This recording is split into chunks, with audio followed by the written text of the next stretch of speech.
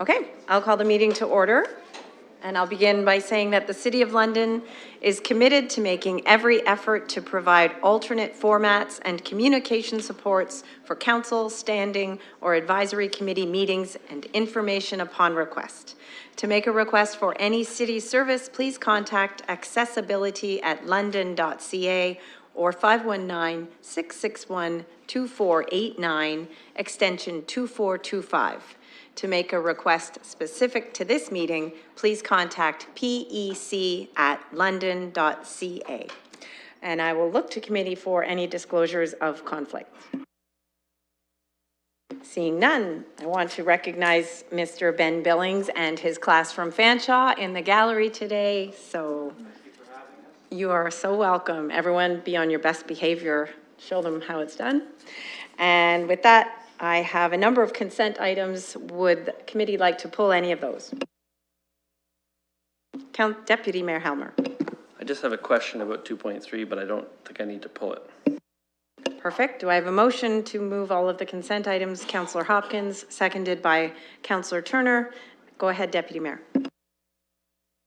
Thank you. I appreciate the report about the building permit fees. I did ask this question by email with Mr. Kotsifis. I just want to make sure I'm understanding what's going on. So the change we made to index, the indexing is happening, but there's no other changes happening with the fees. Is that what I'm to take from the report through the chair? Through you, Madam Chair, and on behalf of Mr. Kotsifis, that is correct. There are no other changes contemplated at this point in time. However, the permit fee indexing effective March 1st, 2020 will still carry on every March 1st. Any other comments or questions on Councillor Turner? Thank you, Madam Chair. With respect to item 2.4 on 8076 Longwoods Road, I noticed a lot of the holding provisions were with respect to studies that had ended up being put in place. It sounds like they were completed before those holding provisions were even required. So did we not have those at the time that we had made the zonings on that?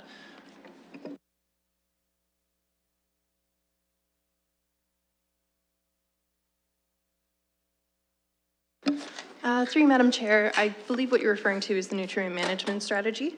That was done through the application. Typically, those are valid for 5 years, but in July of 2019, those have been approved indefinitely. So that study that was completed a couple of years ago is still valid and okay right now. Okay, thanks. Yeah, I noticed that. I think the archaeological were both done in 2017. And so we made the zoning contingent on those, but it seems like those would have been in hand at the time that we made the zoning. I was just kind of wondering about the process, but appreciate the clarification. Thank you. Any other questions or comments on the consent items? No, it's moved and seconded. Thank you, Ms. Wise. We can call the vote.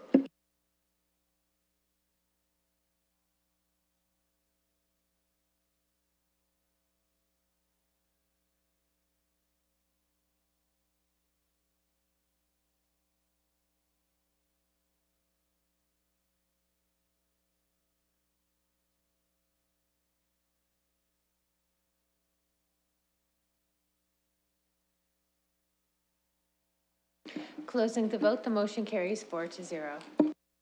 Wonderful. We'll move to the scheduled items. The 3.1 is a public participation meeting for an application at 2701 Hyde Park Road. Can I have a motion to open the PPM? Moved by Councillor Turner, seconded by Deputy Mayor Helmer, and we'll vote on that.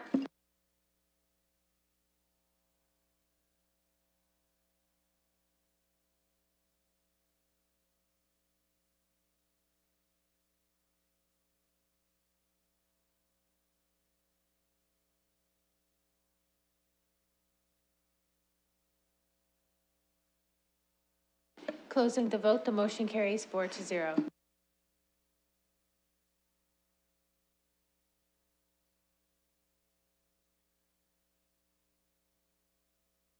So first, I will look to the gallery and see if there is anybody in the gallery that is here to hear this item, 2701 Hyde Park Road. Yes. Are you the applicant? No, you were here before. Anybody else? No. So we'll go to staff for a quick presentation.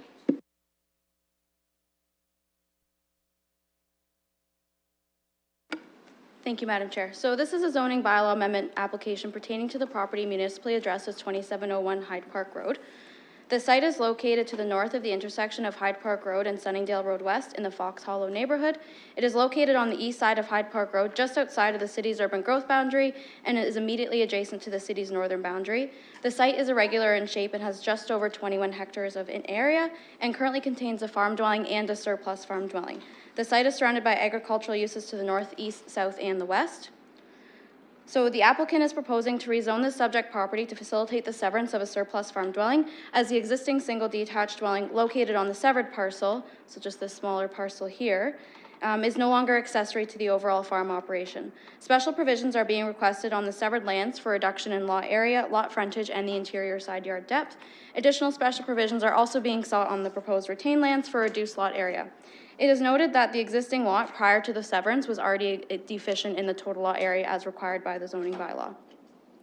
So the site is located within the Agriculture and Environmental Review designation of the 1989 official plan, is located within the Farmland and Environmental Review place type of the London Plan, and the existing zoning is an Agricultural AG1 and Environmental Review ER zone. So the recommended amendments would facilitate the severance of the surplus farm dwelling, which is generally consistent with the lot creation policies of the provincial policy statement for prime agricultural areas.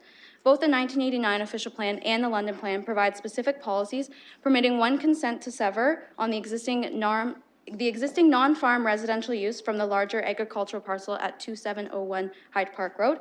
The surplus dwelling is not part of a farm cluster, and no new residential dwelling units are proposed. So the requested amendment is therefore in conformity with the provincial policy statement, the London Plan, and the 1989 official plan. So as such, the recommended amendment is consistent with the PPS. It conforms to the enforced policies of the London Plan and the 1989 official plan. The recommended amendment will also not create negative impacts on surrounding land uses and is consistent with other surplus farm dwelling parcels within the agricultural areas. Thank you. Thank you, Ms. Vivian. Is the applicant here? Would you like to speak? Good afternoon, members of committee. My name is Casey Kolchicki. I'm a planner with Zelenka Priamo, representing the landowners in this case. I just want to start by saying thanks to Melanie for her work on this file.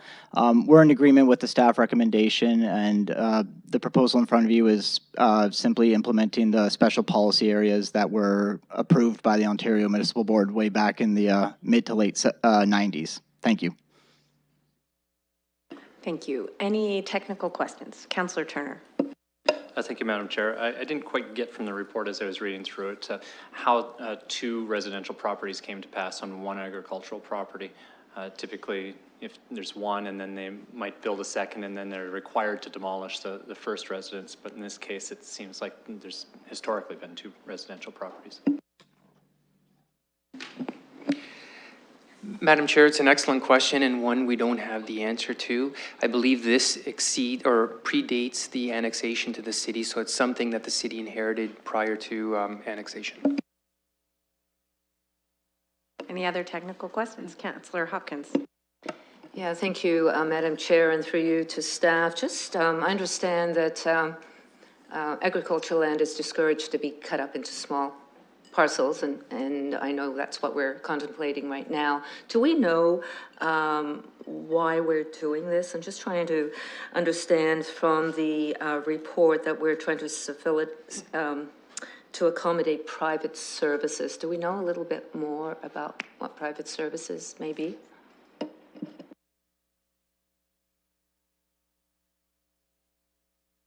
I'll just start off that answer just talking about the severance.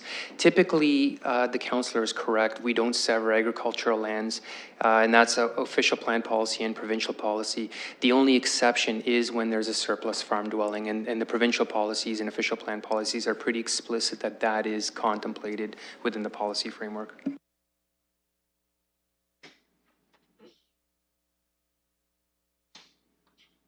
Okay, I'm going to go to the gallery. Would you like to speak, sir? Yeah, hi, my name's Robert Hewitt. I live in the area. I also lived in the annex area, so I'm familiar with what happened during the zoning project and all that stuff. So there was a lot of unique situations that need to be addressed differently in that situation because they already existed beforehand. I just want to say I'm fully in support of this It makes perfect sense. I just have one question as pertaining to the special provision itself.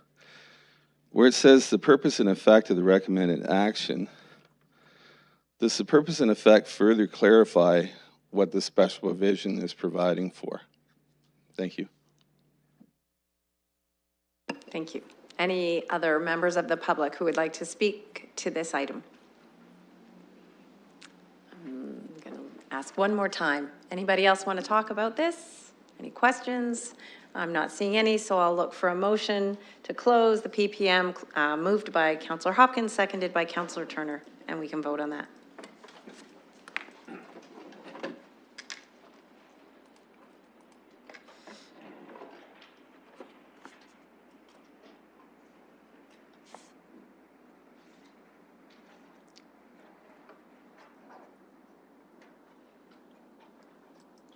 Closing the vote, the motion carries 4-0.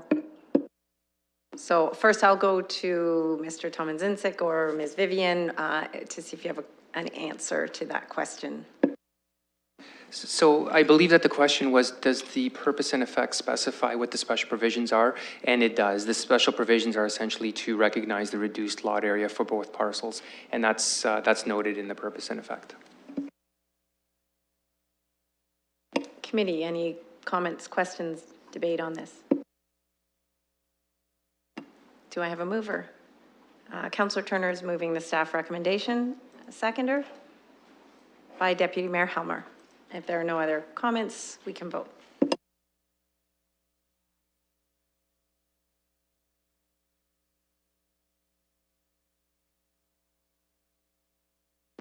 Closing the vote, the motion carries 4-0.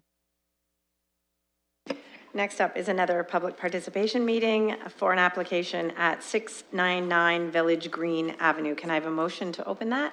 Moved by Councillor Turner, seconded by Councillor Hopkins. Let's vote.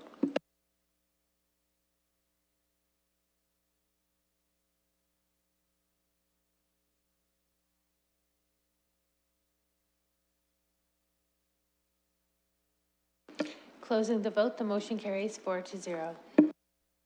First, I will look to the gallery to see if there is anybody here about this item.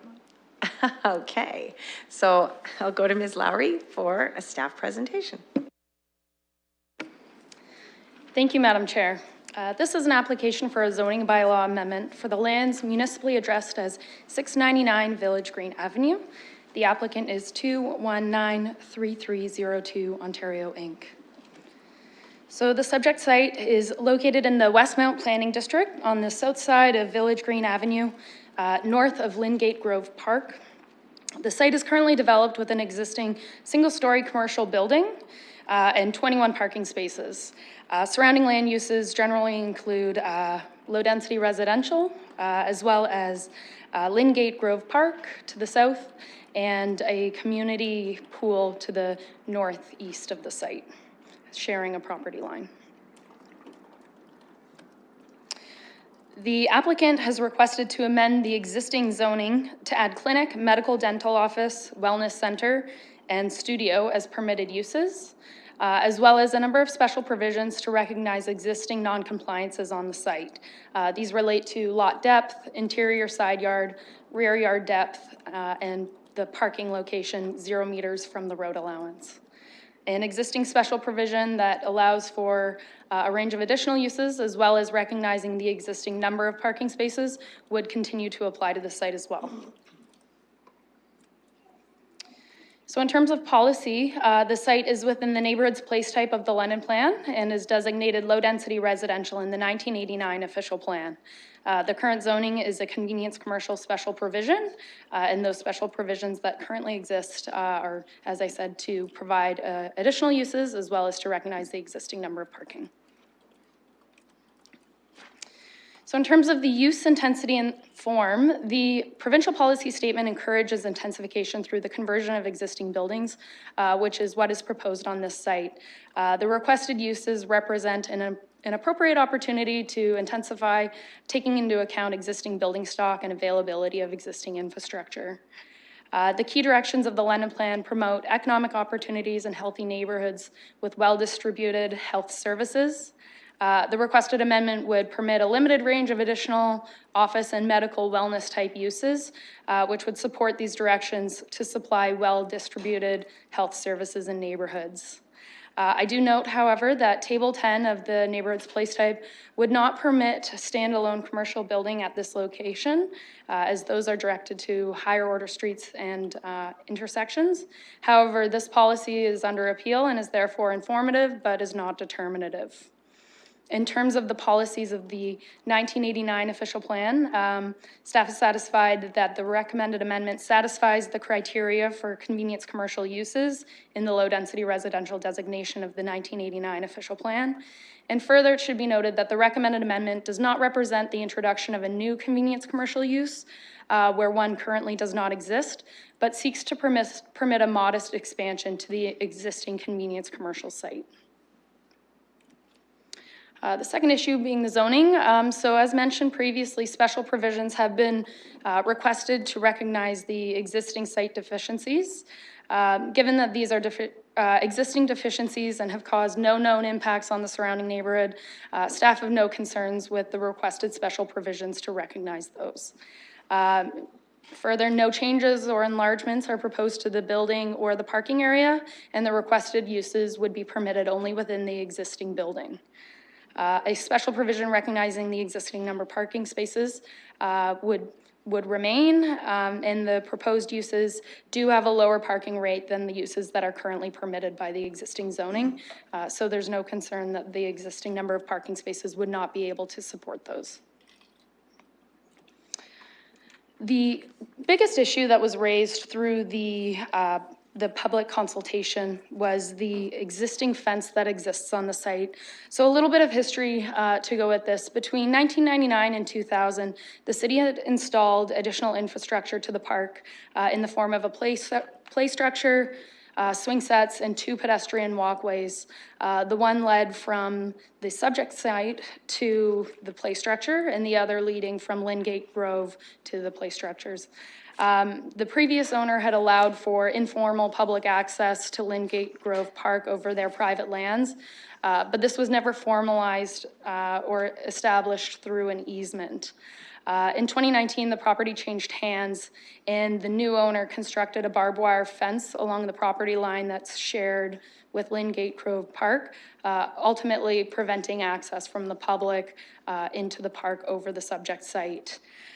So as mentioned, there were a number of concerns raised by neighboring property owners surrounding this fence, specifically with respect to the barbed wire, as well as loss of access to the park, as now access is limited to just that entrance off of Lingate Grove.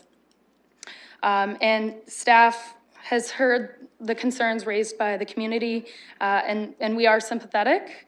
However, the issue of fencing is separate from the requested zoning bylaw amendment and consideration of the proposed land uses, and without a formal easement in place, the owner is within their right to construct the fence. So, and as such, without the easement, the owner is not obligated to continue providing that public access to the park. So in conclusion, staff is satisfied that the recommended amendment is consistent with the provincial policy statement and is in conformity with the in-force policies of the London Plan and the 1989 official plan, and as such, it's recommended that the recommended amendment be approved. Thank you, Ms. Lowry. I'm wondering if the applicant is here and would like to speak. Come to the microphone, sir. I'm back. So again, I just want to say thank you to Catherine and planning staff for the work on this file. I do recognize that the fencing and the informal cut through to the park has been contentious with the community on this.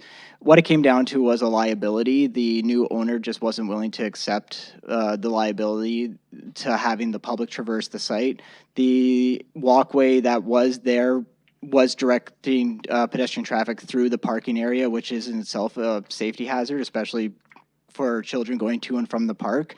When speaking with the adjacent pool owner, the pool owner did kind of recommend that the barbed wire fence is a deterrent to having the trespass and the cut through traffic, and obviously has been successful for the pool site, given that use in its public health and safety in regards to having a pool exposed to a public space.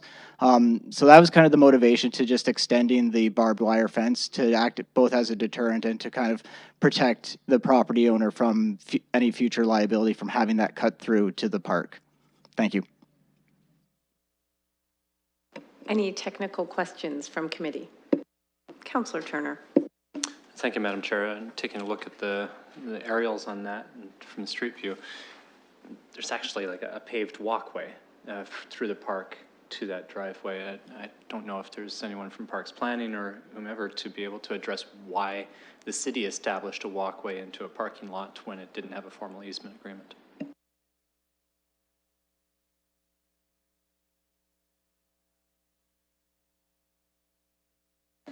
Madam Chair, I'm sorry, I don't have that information handy. I did look around. I know we're going to have a member of park staff later on here today for another item, and perhaps we can get an answer to that question at that time. Are there any members of the public who would like to speak to this? Mr. Hewitt. I do not live in the area, but I do support what the city's doing here. I just have one question as regarding the special provision that's being granted here today. Current or future zoning changes to the, like in the bylaw or anything else cannot affect the rights that are being granted in the special provision here today, correct? Just want to make sure I have the right understanding. So we'll get an answer to that. Are there any other members of the public who would like to speak to this application? Any comments or questions regarding this application at Village Green Avenue? I'm not seeing any interested parties, so I will look for a motion to close, moved by Councillor Hopkins, to close the public participation meeting. Do I have a second? Seconded by Councillor Turner.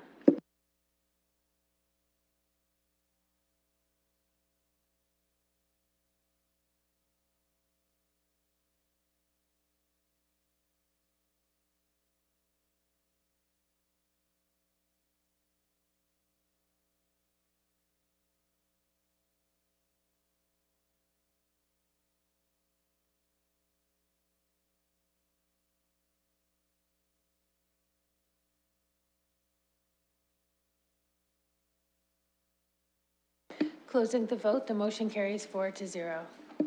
So first off, there was that question, and I wonder if you have an answer. Madam Chair, I may have misunderstood the question, but the way I interpreted it was whether or not the added uses and special provisions in the zoning bylaw will apply in perpetuity. If that is the question, then the answer is yes, and it'll survive future landowners until a day when the zoning bylaw is amended again, and perhaps during the rethink zoning process, new special provisions will be applied at that time. Thank you. Committee. Councillor Hopkins. I do have a question about the parking, and just to understand it a little bit better and what is going to be going on at this location. So I understand there's a variety store right now, and I'd like to understand what the parking of that looks like and what the parking of the 21 spaces that we are going to be approving if we allow the changes in the zoning to happen.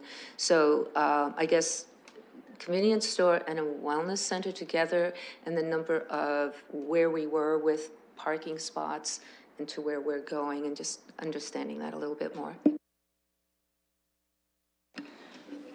Through you, Madam Chair. So to clarify, the convenience store no longer exists on site.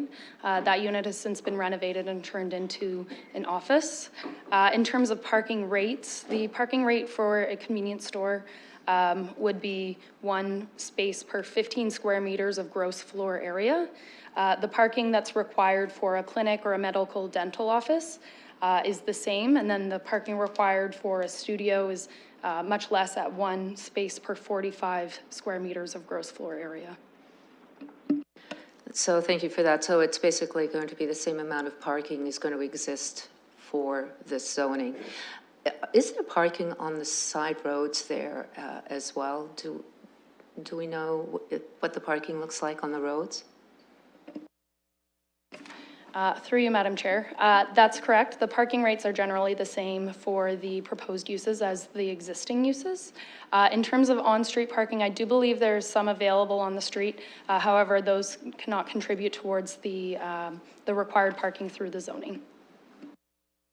And one last question, and through you, Madam Chair, and I'll sort of go back to this easement, because if you look at one of the pictures that we have in the walkway going through this parking lot, did we have an easement, or with the presentation, we originally started with two entrances into this park.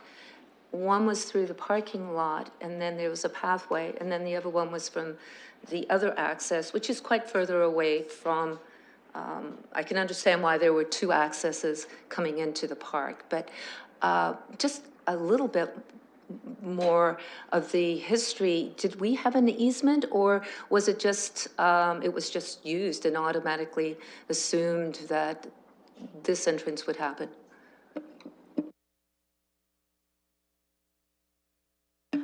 Through you, Madam Chair. The city never held an easement over this site.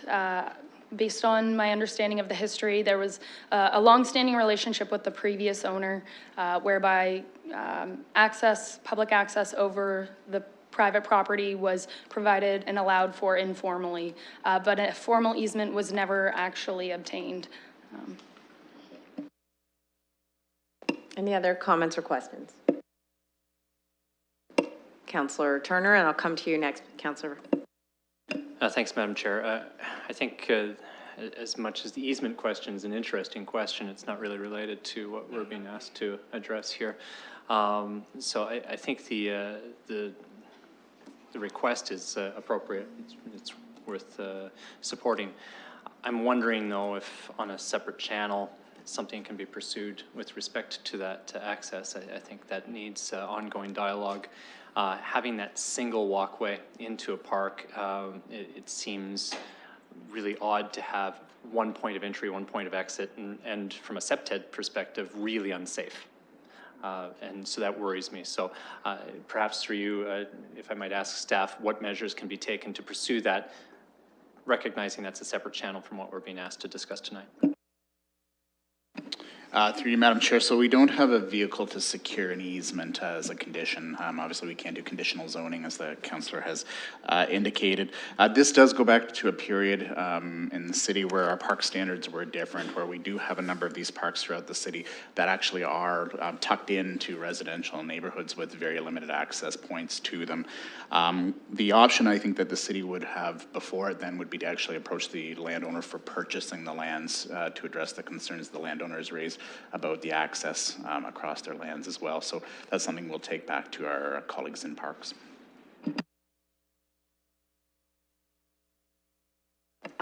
So you're going to move the staff recommendation. Councillor Hopkins, did you have another question, or are you seconding it? Okay. Okay, I'm going to go to Councillor Van Meerbergen first, and then I'll come back to you. Thank you, Chair. After it was about last May or so when the fence went up with the new owner. So obviously, after having decades of access through an informal means, and then to all of a sudden have this fence show up, it was a shock to the community. There's really no other way to say it, especially when you have had that access for so long. So that got me investigating into this, like what's going on here, because we all assumed that this was just a city right-of-way. So what I found out was back in the 70s when this park was created, only one access was required. And that access is still there, and it goes off of Lingate Grove. So bottom line here, after all of this to and froing back and forth to find out from staff, my understanding is everything is compliant currently. And in terms of the land use, in terms of the usage and the zoning, it used to have a convenience store, but it also had a medical clinic at the same time as a convenience store for quite a few years. with a Dr. Luton on the premises. So in a way, it's just coming full circle to what it was. So I just wanted to make those points, and I should also point out that there are some discussions going on right now. I think Councillor Turner referred to it as a back channel. We call that there are back channel discussions happening. So hopefully we can come to a resolution that everyone can live with. Councillor Hopkins. I don't think I'll ask my question now. I've got the information that I need. I'm glad there's conversation still going forward with the community about the entrance into the park. And I will second this motion. Any other comments or questions? Okay, I have a question. Possibly it's a legal question, and I'm not sure anybody can answer this, but obviously the pathway was used for 19 or 20 years, that this entryway to the park. The indication that it was a commonly used entryway to the park is the fact that the city built a pathway directly to the parking lot. Is there not some provision in law with regard to use, like accepted use, something that's been done for 20 years? Is there not something that could have kept this going? Through Madam Chair, that would be a good question to address through legal. Which we don't have any representatives here, so we'll take that back and have that answer for you for council. Thank you, I appreciate that. So, you know, I recognize the report is very well done, it's very factual. I hope we'll get an answer from legal at the council meeting. And I'm happy to hear that the councillor for the ward is working on something possibly happening. The fact that the city has gone in and taken the path out doesn't make me optimistic, however. And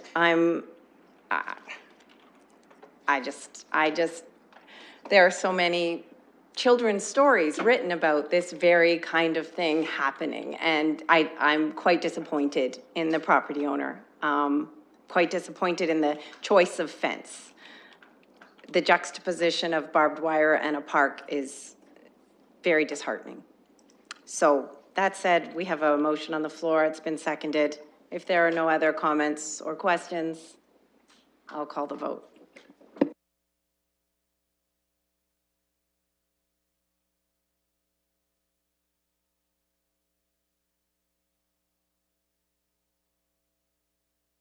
Closing the vote, the motion carries 4-0. Moving along to item 3.3, another public participation meeting regarding an application at 279 Regent Street. And I need a motion to open, moved by Councillor Turner, seconded by Deputy Mayor Helmer.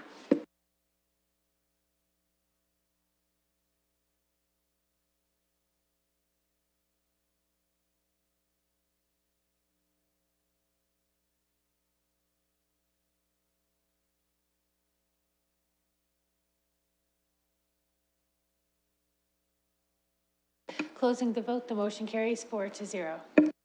So first, I'll look to the gallery to see if there's anybody here for this application. Is there anybody here to listen to, hear about, or speak to 279 Regent Street? Yes, we have somebody.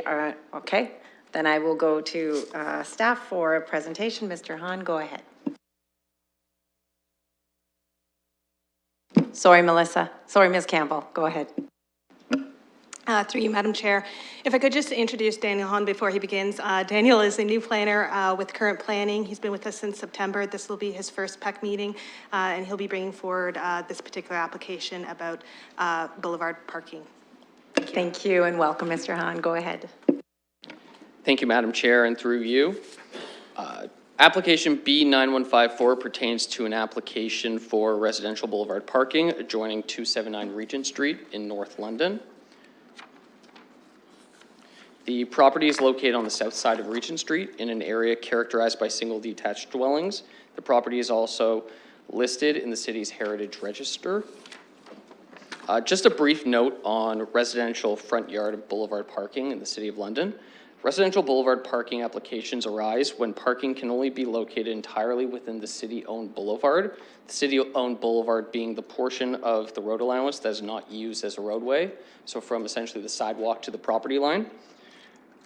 Municipal Council does have a policy with respect to locating parking in the city-owned boulevard, and the policy describes the approval process, evaluative criteria, and minimum maximum standards to accommodate exceptions where parking is required in this area.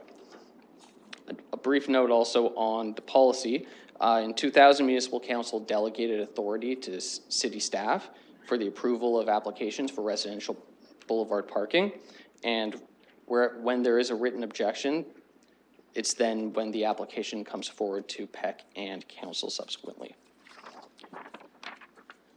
The applicant is requested to legalize 2 parking spaces within the city-owned boulevard on the existing driveway.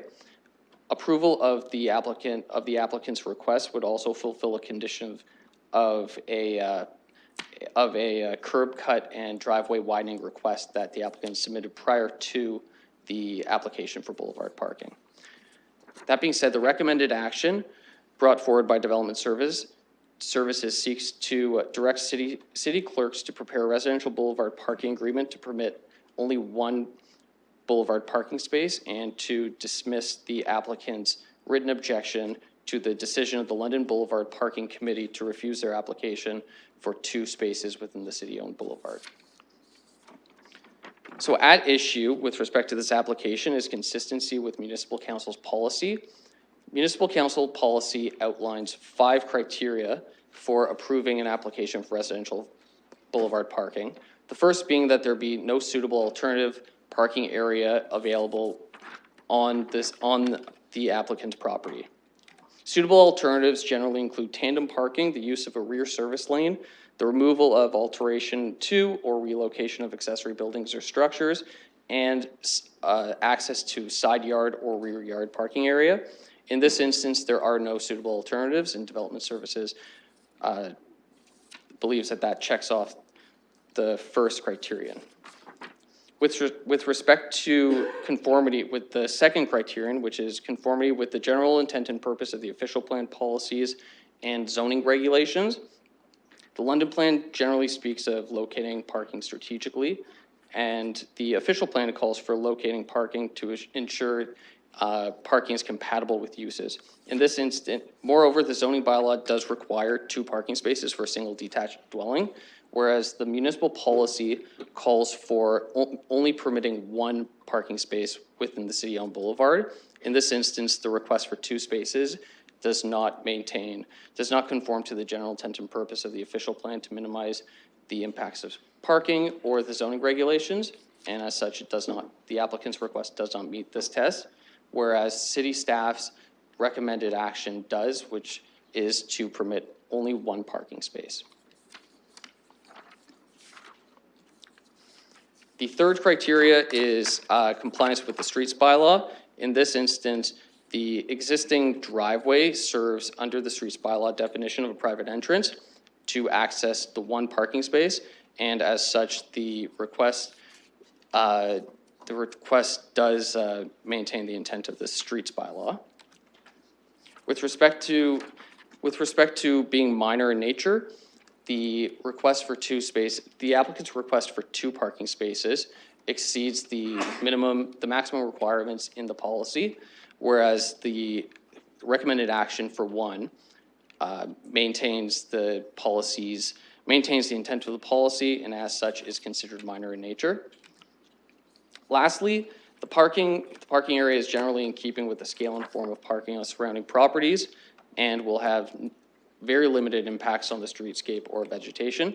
As you can see here, looking at the street view image and the map, the boulevard is fairly wide, and most of the properties on the street are required to accommodate parking within the boulevard, and therefore permitting a space within the city-owned boulevard is generally permitted, or is generally consistent with the streetscape and character of the area.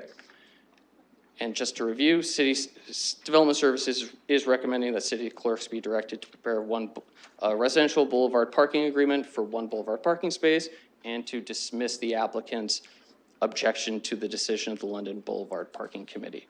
Thank you, and I'd be happy to answer any questions. Thank you very much.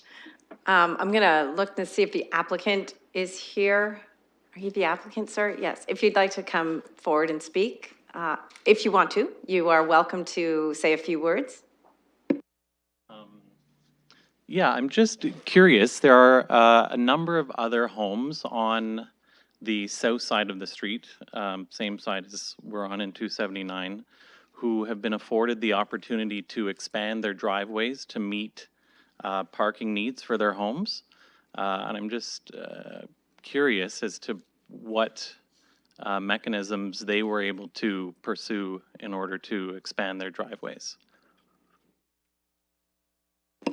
If that's your only question, we'll get an answer as soon as we close the public participation meeting. Are there any other members of the public who would like to speak to this? No? Do you have technical questions, or do you want me to, we can just close the PPM and go straight into, okay, so I need a motion to close the PPM. Moved by Councillor Turner, seconded by the Deputy Mayor. We can vote.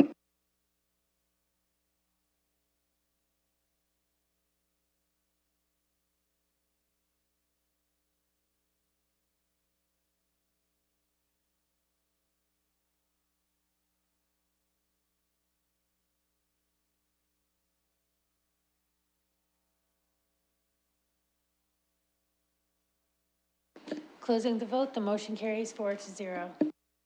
So there was a question about other homes in the area that have expanded their driveways. I wonder if we can get an answer. Yes, through you, Madam Chair, there are a number of different conditions that exist on this particular street. The properties that are located on the north side, primarily their driveways lead to legal parking within the side or rear yard. So that is a separate condition, not related to the council policy manual as it relates to boulevard parking. So they would be treated perhaps differently than this property. I can say that on the south side of the street to the east, there are again a number of properties where the driveways lead to legal parking spaces on private property within the interior or rear yard. There are two properties that are located adjacent to the subject lands that are on the south side of Regent that are west of this property. They are boulevard parking conditions that have not been lawfully established. So essentially they are not something that has been legally recognized through any capacity. They've just existed historically on those lands. So there are some that have wider driveways that haven't gone through the appropriate process. There are some with wider driveways because they lead to a backyard garage or a side yard parking. So it's allowed to expand the driveway to have a wider spot in those cases? So in that case, the driveway is considered a driveway leading to a legal parking space. It's regulated under the zoning bylaw. The parking space is regulated under the zoning bylaw. In this case, the requested parking space would essentially be, for lack of a better word, regulated under the council policy manual, which has separate criteria in terms of compliance with the number of parking spaces. There is also interest in minimizing the width of driveways through that council policy manual. So it's a different evaluative criteria than perhaps in some of the other properties.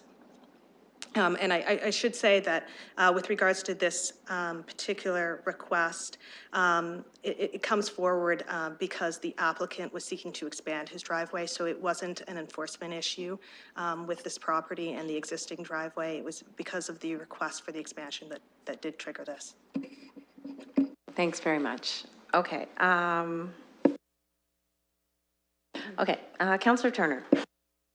Thanks, Madam Chair. A few questions of clarification.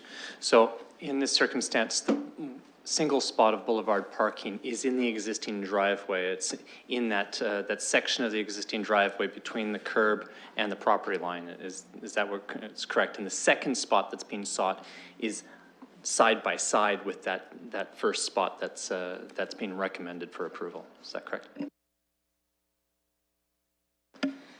Through you, Madam Chair, the applicant did not specifically identify where the second parking space was that they were seeking.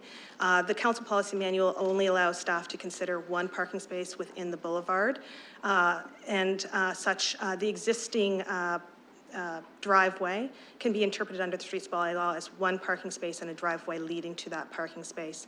There is the potential that in the expansion they could accommodate additional parking either in a side-by-side configuration or in a configuration where it would be parallel to the street and essentially perpendicular to the existing driveway. So there are concerns that the expansion will result in the ability to park more than one vehicle on the city boulevard in association with that property. Okay. In the agenda packet, it shows a drawing, a conceptual site plan with a second spot between the tree and the curb. So I'd imagine that's where the spot being sought is in existence. The second question is take a look at 283, 269, and 271. Regent all seem to have driveways wider than a single car width, which would seem to be kind of in violation of our boulevard parking arrangements. I think the intent of the bylaw is that you can have a single access to a garage or to the side of the house, but not within the facade of the house's breadth itself. Is that correct?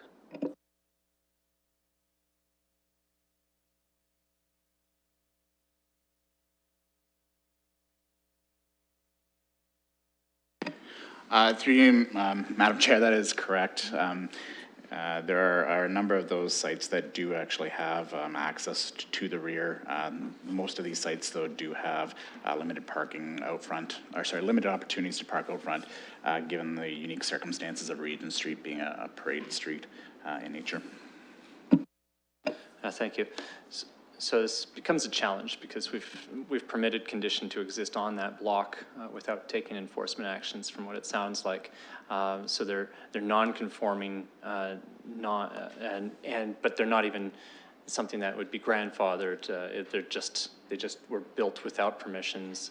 Would they have been previous to the enactment of the council policy, or do we just not know when those came into existence? And do we take enforcement activity on unauthorized or non-conforming boulevard parking? Through you, Madam Chair, so it is a long-standing condition that exists before the council policy. We don't actually police boulevard parking. We reply to enforcement requests that are submitted by the public. So that's why you're seeing the other sites that are not lawfully created. We haven't received an enforcement matter related to them. Thank you.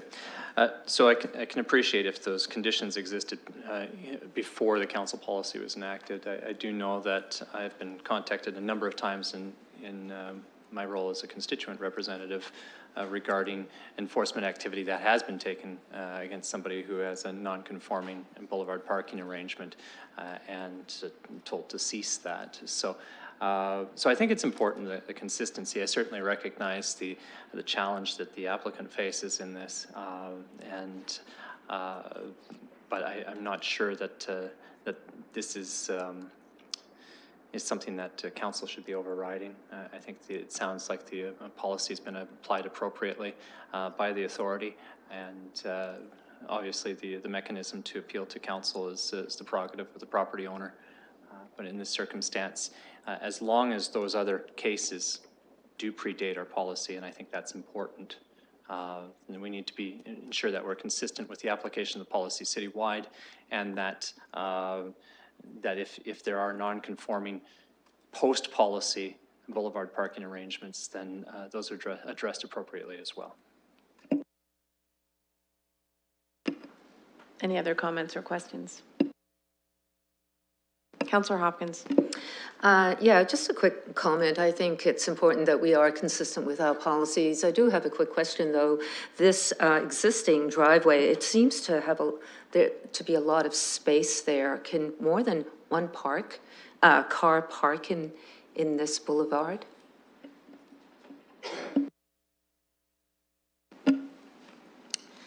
Through you, Madam Chair, the existing driveway would not be wide enough to allow for 2 vehicles to park side by side. It would be long enough, however, to allow for 2 vehicles to park in tandem. Any other questions? I have a question. So the south side, can you confirm there's no sidewalk on the south side? Is that correct? Through you, Madam Chair, that's correct. There's no sidewalks on the south side. So if this were on the north side, this wouldn't even come forward because they would be blocking the sidewalk. Is that correct? Through you, Madam Chair, no, that's not exactly correct. In this case, there conceivably could have been a sidewalk, and there still would be space to accommodate some parking within the city boulevard. Again, these are exceptionally wide boulevards here. So this is why this results in this condition where essentially there's a very long or very wide boulevard that could accommodate parking and potentially a sidewalk as well, if there had been one on this side. And Mr. Yeoman, you mentioned that this is a parade street. Can you just give us a little bit of an explanation of what that means? Through you, Madam Chair, so it's a historical condition, to my knowledge, in which troops were to parade up and down streets in the event of some sort of invasion of the city. We do have a number of the older areas of the city that do have very large right-of-ways for this reason, that troops could be lined up shoulder to shoulder to permit that. So that's why you see these large right-of-ways. As I said, it's a fairly unique circumstance in this neighborhood and some of the communities in the downtown as well that have that, and that's why we are supporting the recommendation that's before you here to permit the one parking spot. So, and the policy states that only one car would be allowed to park.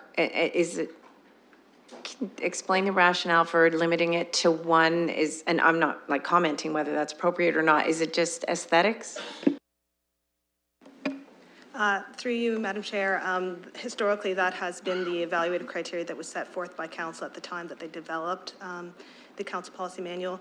I would say that in other conditions where perhaps you would not have such an exceptionally long or wide boulevard, we would historically see only minimal space between the property line and the curb to allow for one parking space there.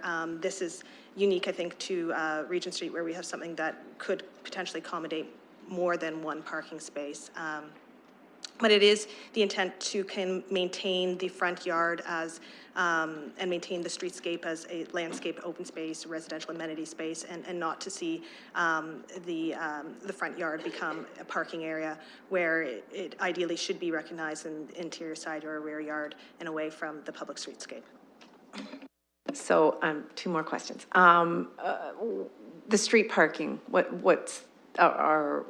so for homes that have 2 cars, would they park their second car on the street? Is there allowances to, because we do have an overnight parking ban for some time of the year?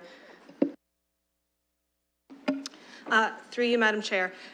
So again, the streets bylaw, and there are a number of different kind of regulatory bylaws that we're talking about here. So the streets bylaw could interpret the existing driveway condition to be 1 parking space and a driveway. The driveway could facilitate the parking of an additional vehicle. It wouldn't be considered to be a parking space, but again, this is not something that typically from an enforcement standpoint that we are pursuing as a municipality in terms of that second vehicle being parked in the driveway. And so my understanding is that the recommendation before you would allow the existing condition to continue and lawfully establish this existing condition on site. The expansion is something that is beyond the scope of the Council Policy Manual at this point in time. Okay, last question. I don't even remember when. It was during the last term of council, there was something that came to committee in an area where they had exceptionally long, that was your ward, Anna? So how is that, so they had, sorry, Ms. Campbell, I'm seeing you being puzzled. They had an exceptionally long section of their driveway that was boulevard, and I believe that there was a sidewalk. Was there a sidewalk on that street, Counselor? Yes. So there was a driveway which was short, and then a sidewalk, and then a very long paved boulevard driveway section. And what council did was make an exception to the bylaw or to the policy and allow cars to park on that boulevard section. So perhaps Mr. Yeoman might be able to answer, how are these two situations different? Through you, Madam Chair, so forgive me, I don't understand, or sorry, I don't remember the context of the application you're speaking of. This is council's policy, however, that we're recommending. Council can, of course, vary its policy in relation to certain circumstances. That may have been what occurred in that circumstance. So the recommendation we have before you is consistent with the policy that you have adopted, but the policy is in your hands, of course. Councillor Hopkins. Thank you, Madam Chair, for bringing up the, I think there was a petition a couple of years ago in my ward that came from the community to allow for parking in the driveway. They were being ticketed. And the reason the length of the boulevard parking was so long was there was I think a gas main line that went there, and they needed these long driveways. But residents were being ticketed on their driveways. They assumed that entrance into their property was their right. It wasn't, and then allowance was made that that the owners of the in that area could park in their driveways. The reason it was long was because of that easement, and there was a sidewalk there as well.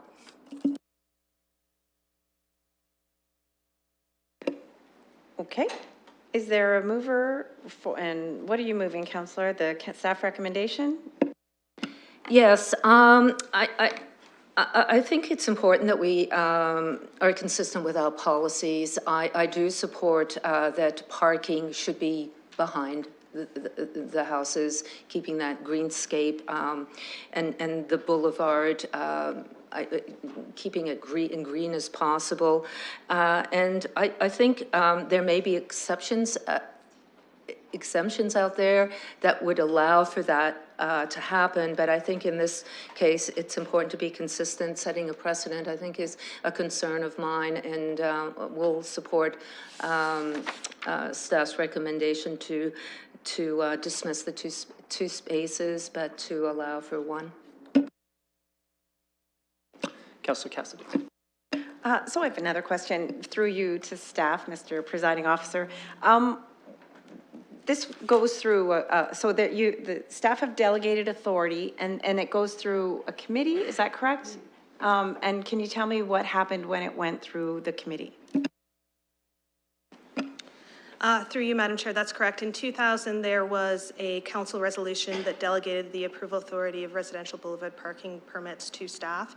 It's a committee of staff made up of various members. The request went forward to the committee. The recommendation from Development Services at that time was to refuse the 2 parking spaces in the proposed expansion and recognize 1 parking space. The applicant's request was, of course, for the 2 parking spaces and the proposed expansion. The committee's decision at the time was to refuse outright the request of the applicant. There was no consideration of an amendment as per the Development Services staff recommendation at the time. So the decision of the committee was to refuse the application as requested by the applicant. The applicant subsequently submitted a letter of appeal or objection to Development Services, and that then triggers through our protocols that this application come before you and council for their final decision. Thank you. I just wanted some clarity on that. I didn't know how how all the decisions had gone. I couldn't remember. So thank you.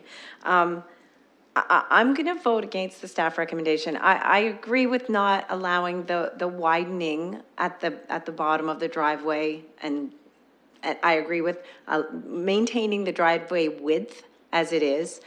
But all over the city, people park in tandem in their driveways. I understand that this is a parade street, and so the right-of-way is quite a bit wider. And if you look at the map, you can see where the property line is actually right practically at the house.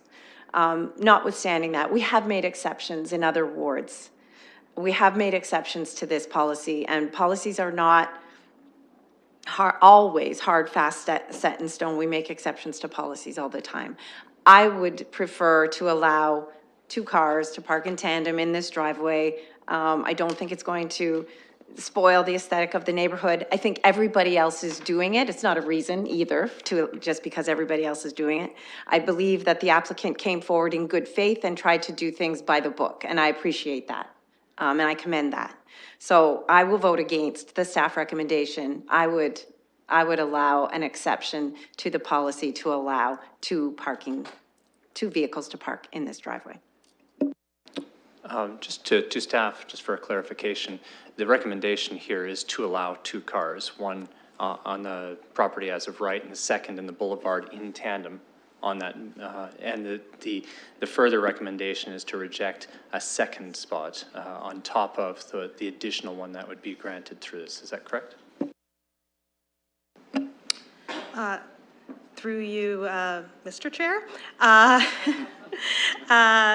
The staff recommendation at this time is to recognize 1 parking space because that is what the council policy currently allows staff to contemplate and consider. And so an additional parking space would be above and beyond what the council policy currently provides direction for. There could be interpretation made that a portion of the existing driveway be considered, a portion of the existing paved area be considered a driveway. So in that instance, they could maintain the existing condition without having to remove some of the area that has been paved over, essentially. So allowing for the parking space to be recognized basically closest to the dwelling, and then the remainder of that existing condition be considered a driveway, but not a parking space. Thank you. Before I cede the chair, just for further clarification then, in the current condition, no parking would be allowed in this applicant's driveway. Is that what's being said? Through you, Mr. Chair. That's correct. Okay, thank you.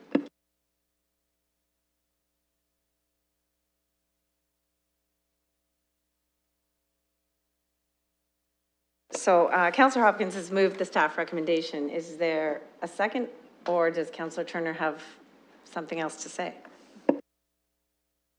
From my new chair here. Thank you, Madam Chair.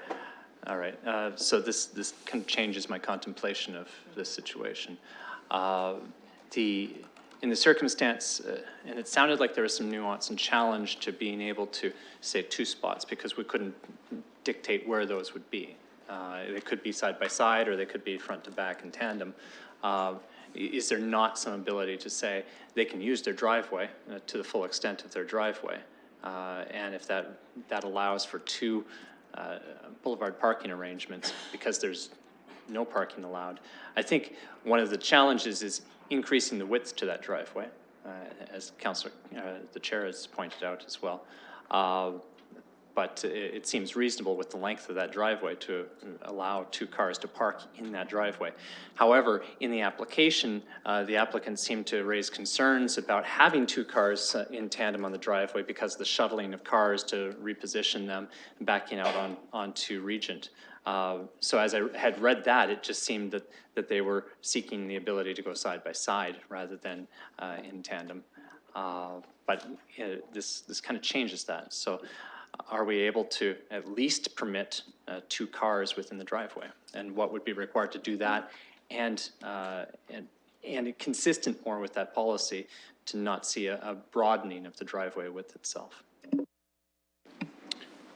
Through you, Madam Chair, so the staff's concerned both from the perspective of the committee that this went before and the recommendations before you here really does relate to the expansion of the parking area that would consume a great deal of the frontage, quote unquote, for the property. What we believe that we have before you here is the ability for the applicant to normalize their existing condition such that they could park 2 cars, one through the boulevard parking arrangement, another through an interpretation of the streets bylaw. So it essentially gives them the ability to do that. I recognize the operational logistics of shuttling the cars. However, we're not supportive of the expansion. That's just something that will have to be part of the existing condition then. Okay, thank you. That helps because that was my understanding in the beginning that the recommendation from staff would allow for 2 cars to be parked in the driveway. Which sounded a little different from where the chair was saying about rejecting that. So if that's the case and the recommendation is there and it's consistent, allows for 2 cars to be parked in the driveway, then I can support what the recommendation is. Councillor Hopkins, even though I'm hearing multiple explanations to the questions, I'm very confused now. Go ahead, Councillor Hopkins. Thank you, Madam Chair, because I'm very confused, and since I am bringing forward this motion, I want to make sure that the owner of this property is allowed to have 2 places to park their cars on the driveway.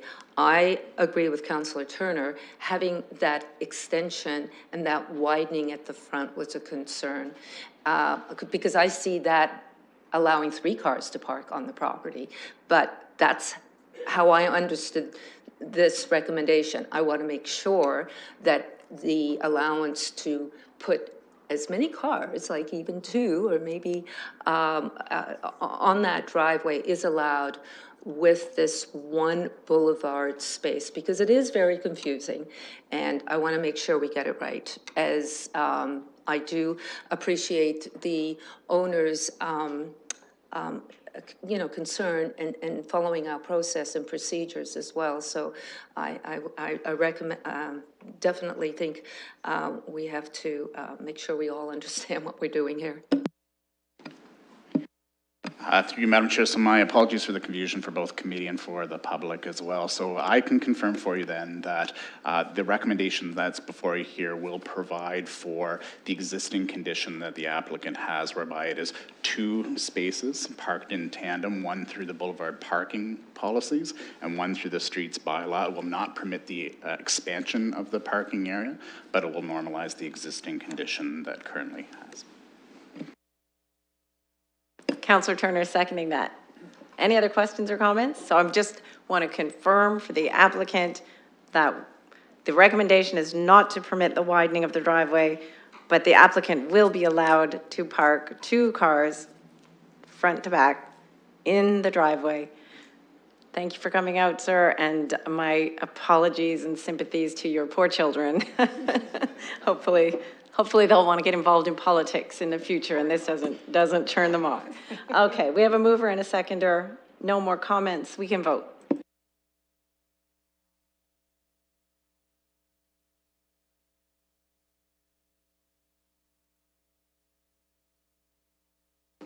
Closing the vote, the motion carries 4-0. Okay, item 3.4 is a public participation meeting for an application at 1674 Hyde Park Road and part of 1712 Hyde Park Road. Can I have a mover to open that public participation meeting? Moved by Councillor Hopkins, seconded by Councillor Turner. We can vote.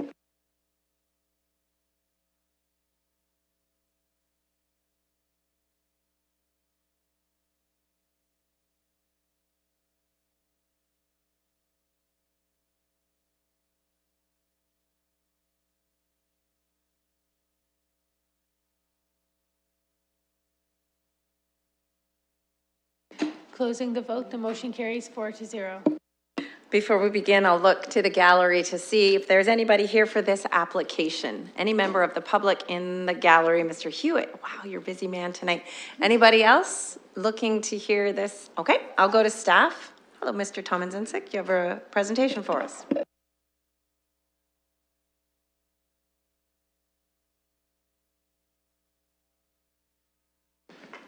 I'm sorry, have you voted to open the public participation? No. My apologies, I was waiting for that vote. I just want to acknowledge the work of Barb Debert in preparing this report and presentation before I begin. This is an application for a zoning bylaw amendment at the northwest corner of North Rutledge and Hyde Park Road. It wasn't that long ago that at this committee we presented a recommendation for support for a bookend building just 1 block south. So the requested amendment is for a zoning amendment to the business district commercial zone which exists on the site. So just to be clear, we're actually not amending the range of uses, they're already existing. What we're doing is adding height and density provisions and recognizing existing lot depths for the commercial building, and then facilitating the development of a residential apartment building, but all the uses are permitted. The subject site is designated as Main Street Place Type in the London Plan, and simultaneously it's Main Street Commercial Corridor in the official plan, or the 1989 official plan as well.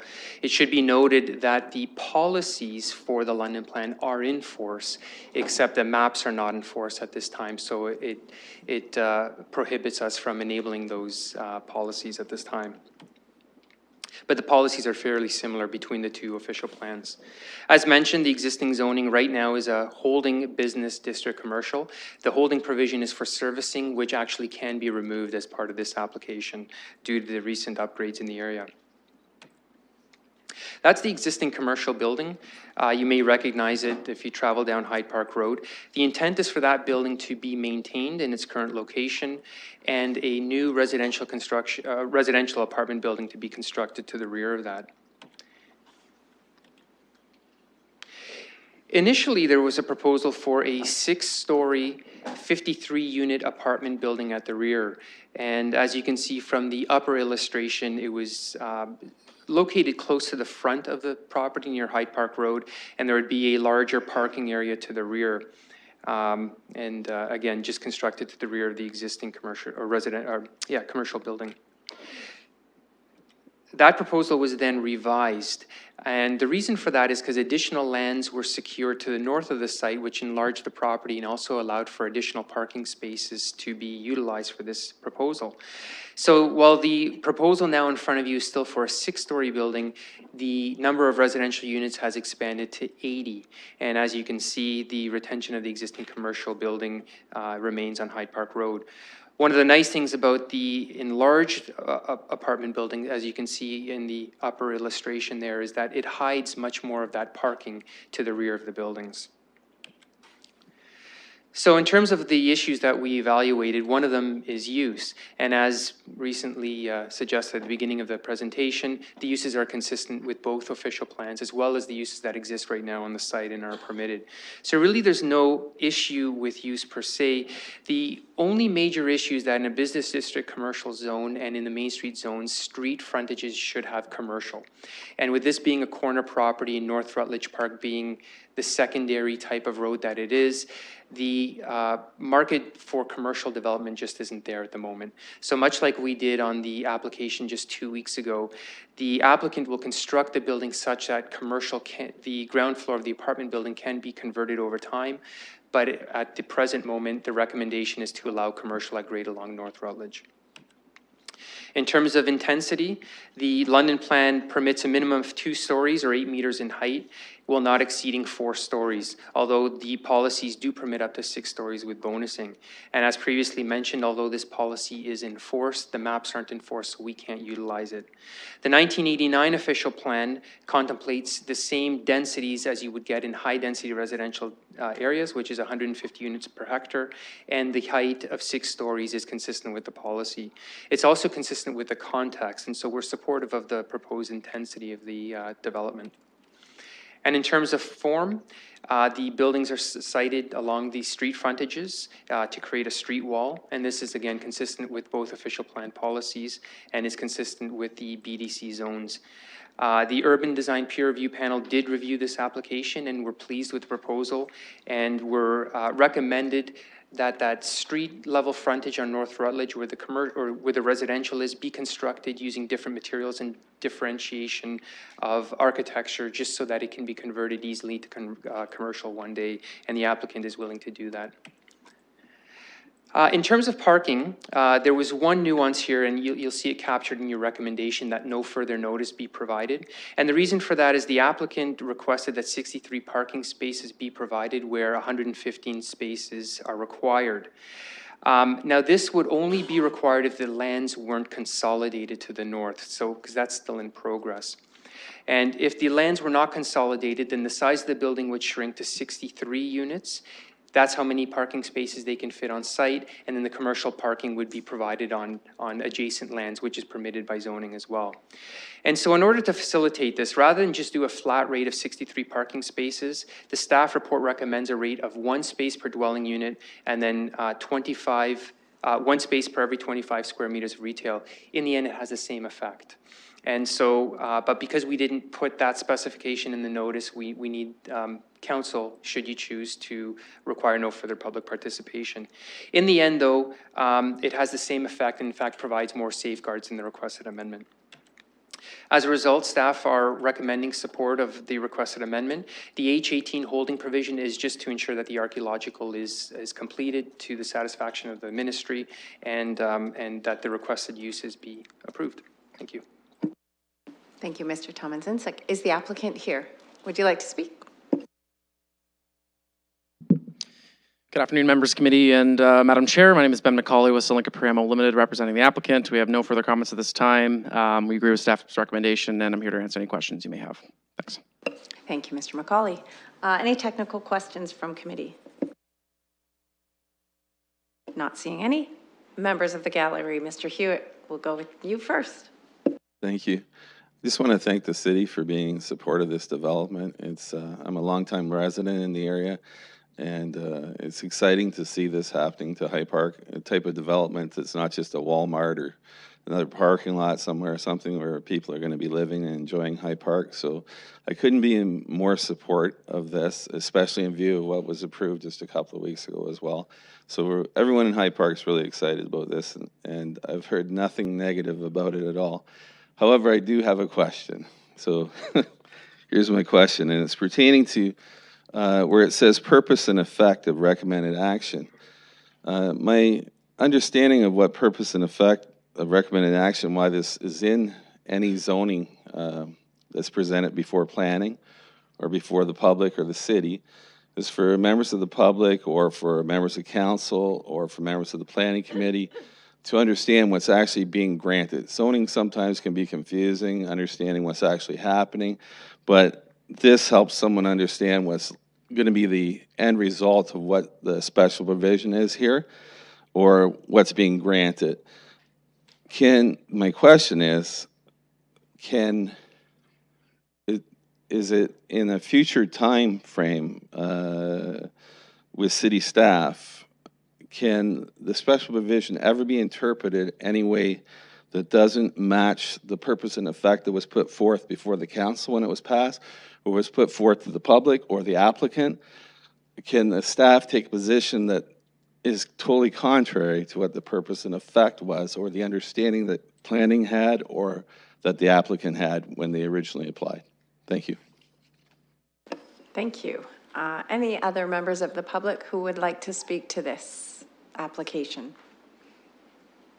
Any other comments, questions? I'm seeing none.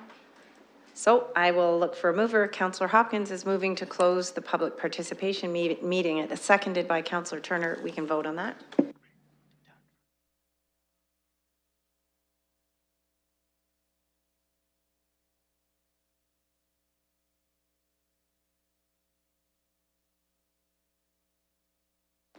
Closing the vote, the motion carries 4-0. So to staff, in the future, can the special provisions ever be interpreted differently from how they are in this report right now? Madam Chair, the purpose and effect, as the gentleman mentioned, is to provide a plain language explanation of what's going on. It also provides a different role. It's actually a nod to our friends at clerks who, when they issue the notice of decision, they include that in their notice, again, to explain to the public in plain language terms. It has no regulatory strength. The strength of the special provisions is in the bylaw. And so staff have no ability to interpret the bylaw any other way than it's written. So yes to the bylaw, so no ability to interpret the bylaw, but there is no regulatory strength in the purpose and effect. Mr. Yeoman.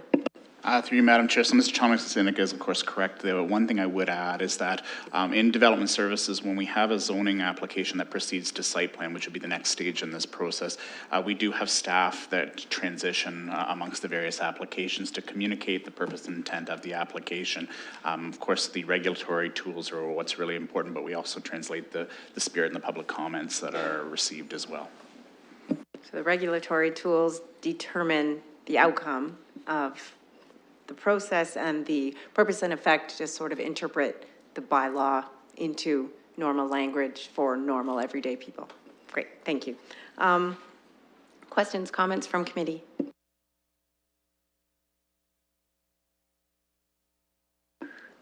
Councillor Turner. Thank you, Madam Chair. Just through you, perhaps to Mr. Thompson-Sink. You'd mentioned, and I was just trying to follow along, and I've tried to follow along in the report as well, how the provision to ensure that those consolidated sites, parking spots, do come to fruition through the application or the recommendation that comes here. The holding provision itself is based on an archaeological, not necessarily on successful consolidation of lands.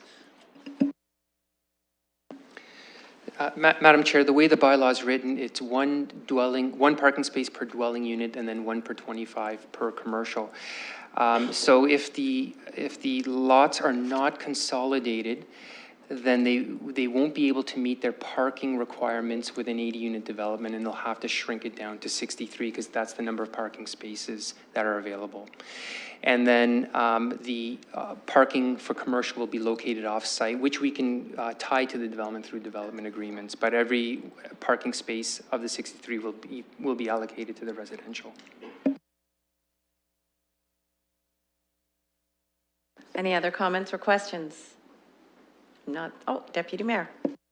I just want to say, I may have mentioned this when we dealt with the other one that's just nearby, but it's excellent to see the density going in very, very close to the existing transit stations. There's stops along this route, and this is an area that's planned to have increased frequency of transit service right along there. It's just steps away, and I think it's a good example of how you can do density in a way that's going to be effective and actually work in the long term. So great to see that proposal. I think the changes from the initial proposal in particular are strengthening it. It's great. Great, do I have a motion? Moving the staff recommendation is Councillor Turner, seconded by Deputy Mayor Helmer. So I just want to comment, sorry, I haven't called the vote yet, but sorry. I agree with everything that Councillor Deputy Mayor Helmer said. I am actually quite excited to see the increased density there with this, with basically like a second building, it almost seems like.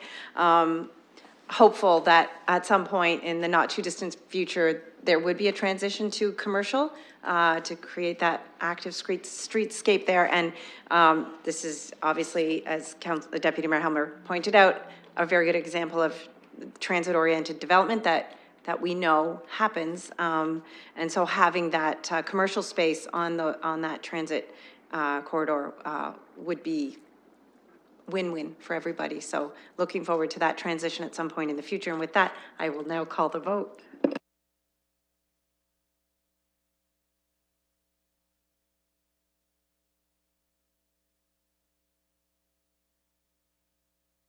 Closing the vote, the motion carries 4-0.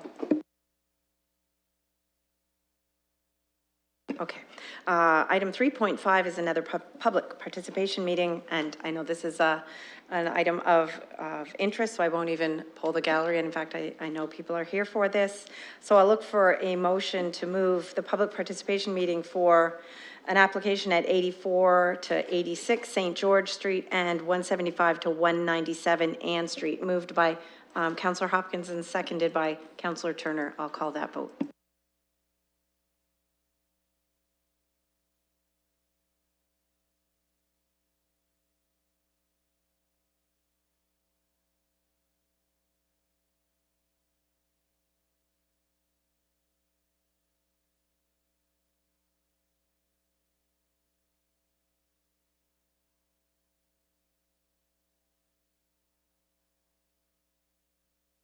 Closing the vote, the motion carries 4-0. I'll go to Mr. Toman-Zinzek for a presentation. Thank you. Thank you, Madam Chair. And also, I would like to again acknowledge the work of Barb Debbert on this file.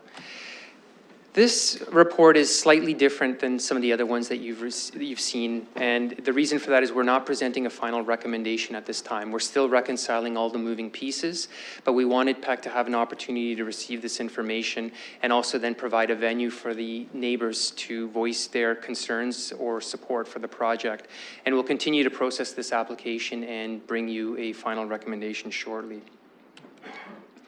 The subject site is on the southeast corner of Ann and St. George Street, and you can see it's adjacent to Richmond Row and, of course, the CP rail track just south of Oxford. Right now, it's a consolidated property, and the abutting uses include an 18-story apartment building to the east, and so east is to the top of this map, and a 17-story apartment building to the east as well. To the south, there's a 12-story apartment building, and fronting St. George Street are 2-story townhouses, but they sit above grade because they sit on an elevated underground parking garage. And then to the west of the subject site are 3-story cluster townhomes. These are some of the buildings that exist on the existing property. The building at the top left-hand corner is something we're going to talk about in more detail. It's the Old Kent Brewery. It is listed in the city's inventory of heritage resources. The top right are the buildings that front St. George Street, single-story dwellings. And then the bottom are 2 dwellings, in fact, that have some association to the Old Kent Brewery as well. And these are the Ann Street properties. The requested amendment here is for official plan and zoning bylaw amendments, and the official plans are both for the London Plan and the 1989 official plan. So to the London Plan, the amendment is for a redesignation from medium density residential to high density residential on the portion of property that fronts St. George. The large majority of the property is actually high density residential. There's also official plan amendment to permit convenience commercial uses and a density of 764 units per hectare and a height of 28 stories. For zoning, the request is for a residential R10 zone. It's not a zone we see often, but it is certainly there in the zoning bylaw. And a convenience commercial zone to allow a small range of uses within the existing building. And then there's special provisions as well, essentially 0-meter setbacks on all property lines, 0 landscaped open space, a lot coverage of 97%, 209 parking spaces, whereas 310 are required, and then additional commercial uses to permit food stores, cafes, and brewing on premises establishments, while allowing for 1,000 square meters of commercial gross floor area. This is the development proposal. Again, east is facing the top of this illustration. It's in an H shape if you were to look straight down on the site. The tallest portion to the east is proposed to be 28 stories. The middle portion is 26 stories, and then dropping to 12 stories along the St. George Street frontage.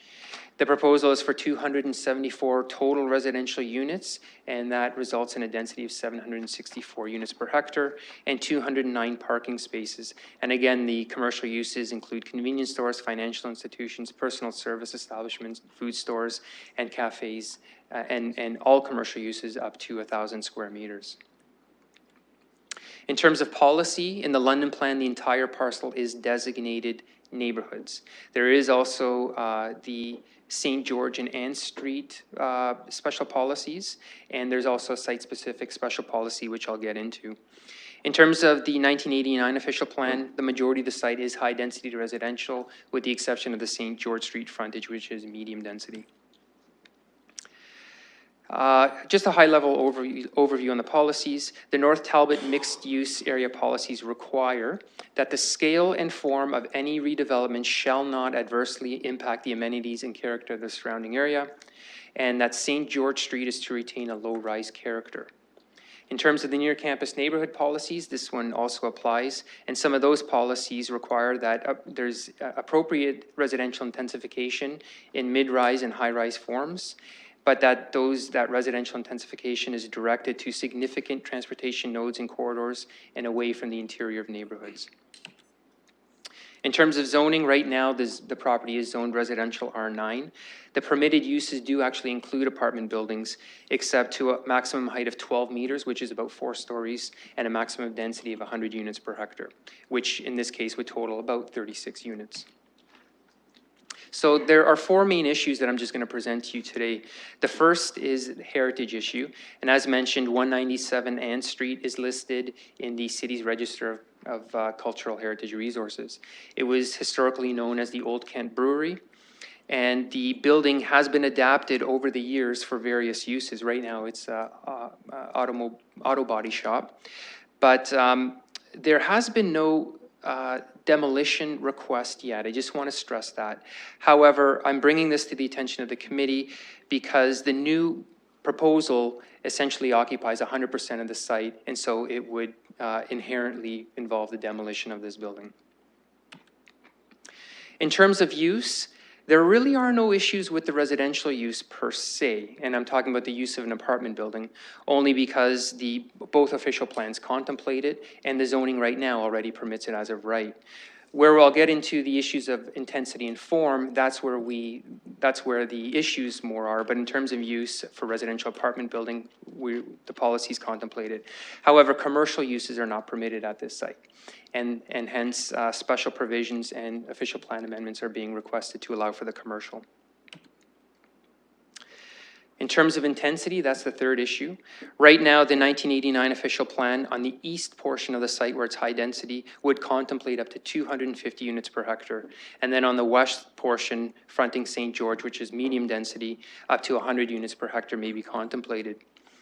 This subject site was actually part of the London Plan appeals, those consolidated appeals, and the intent of that appeal was to maintain the 1989 high-density residential permissions, and so that's why the appellant went to the LPAT for that.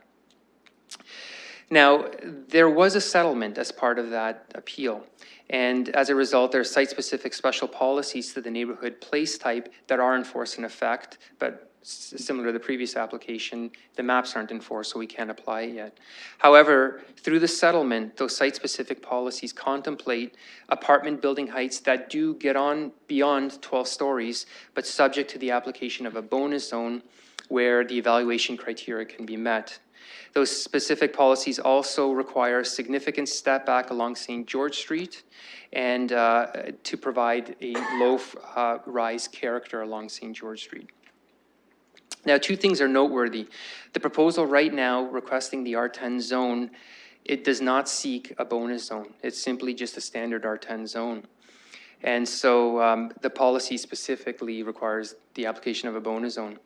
This proposal also does not depict a significant step back along St. George Street, nor can 12 stories along St. George Street be interpreted to be a low-rise character. So those are some of the issues we're wrestling with at the moment. In terms of form, the proposal was presented to the Urban Design Peer Review Panel, and there was some positives addressed by the panel, but some of the concerns that I'm going to state here were the panel stated that the overall scale of development, considering that the proposed height and scale would be out of context with the neighborhood and could have negative impacts, and it recommended lowering the building heights. And the panel also indicated that the long joining tower, and that's that middle part of the H, is of a particular concern because it has the potential to impact view corridors to and around the site It adds volume to the development. It limits solar access to the site and contributes to shadow impacts around the surrounding areas, and that's mostly because of its east-west access. The panel also noted that the 12-story massing on the St. George Street edge of the site is an abrupt transition to the low-rise neighborhood to the west, and it being imposing in relation to the human scale along the sidewalk. And so the panel encouraged the applicant to provide for a stepping down of built form in the interior of the site at probably around 4 stories along St. George Street. And so I just want to present you with the issues that we're wrestling with at the moment.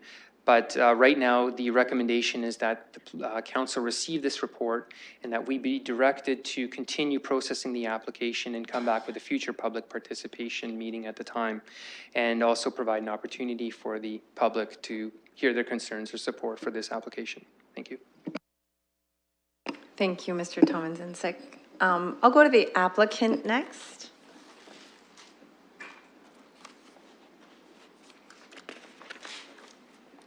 So you know the drill. Mr. Soufan, you'll have 5 minutes to present to the committee.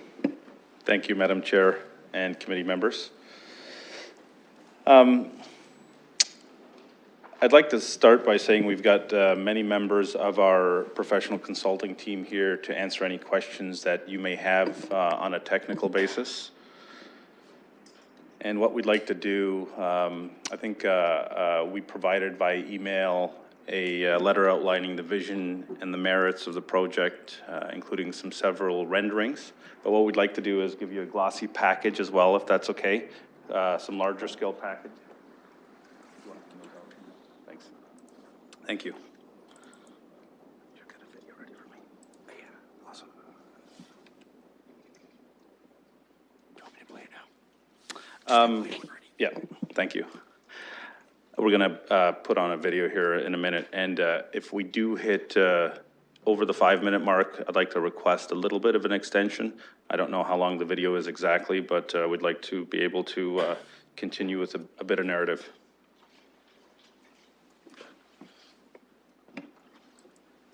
So, Mr. Soufan, that will be up to the committee if they want to grant the extension. So when we get to that point, I'll look to the committee about that. I'm in your hands. Thank you, Madam Chair. And I'm in their hands, so thank you.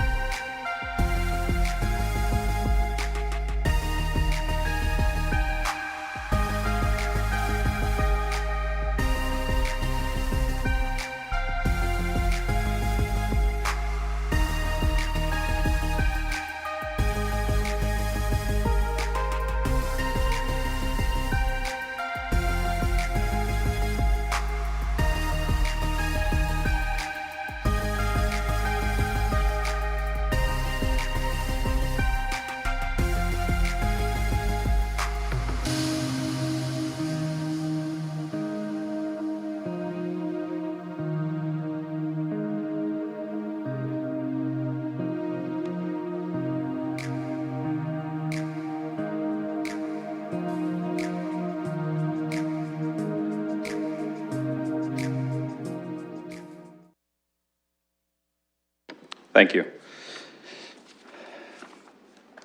I'd just like to clarify, the request for the commercial zone was not to cater to the general public. It was more of a complementary and ancillary use to the residents of the building, so it's not open to the public. So if it's okay, we'd like to request that we remove the commercial zone from the request, because that wasn't the intent. I think we can work within our current or the proposed zone without the commercial designation, and still be able to offer the services to our proposed residents. Also, I'd like to allow David Uhas, our architect, to answer some of the questions or to give you a brief I'm going to steal 2 minutes. commentary. That's There the you go. problem. Actually have one, so you better speed it up. Yep. David Uhas from Z Architecture, and thank you to the chair and the committee members. Where do we advance this? It's not coming up? Can we get that back up there? Thanks. I just wanted to touch very briefly, I'll speak quickly on the context. You can see the location of the site that is highlighted in yellow, surrounded obviously by a lot of commercial, high-density residential, mixed commercial, and it's tending to kind of fill a, in this context, you see the fourth quadrant where we have 3 existing apartment buildings, and this would be the 4th existing apartment building. And you can see the view from below from Richmond Street. Most of the building from that side is pretty much hidden by the existing structures that are already in place. Just in respect to the project itself, it's being presented as really a purpose-built amenity student apartment building with abundance of amenities, as you can see in the video itself. 274 beds, 759 beds and 274 units. There's the amenities are, as you could see again in the video, a lot of rooftop terraces, pool, lounges, and then on the interior, a whole host of amenities that is in the file. So I'll just interrupt you there. So you're over your 5 minutes. If you'd like to continue, I can look to committee to see if they would like to grant an extension. How long more do you think you would need? Not more than 2 or 3 more minutes. Well, if that's the case, I'll step out. You have to step in. 5 minutes?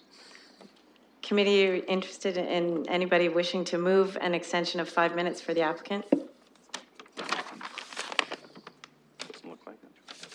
No. Councillor Hopkins?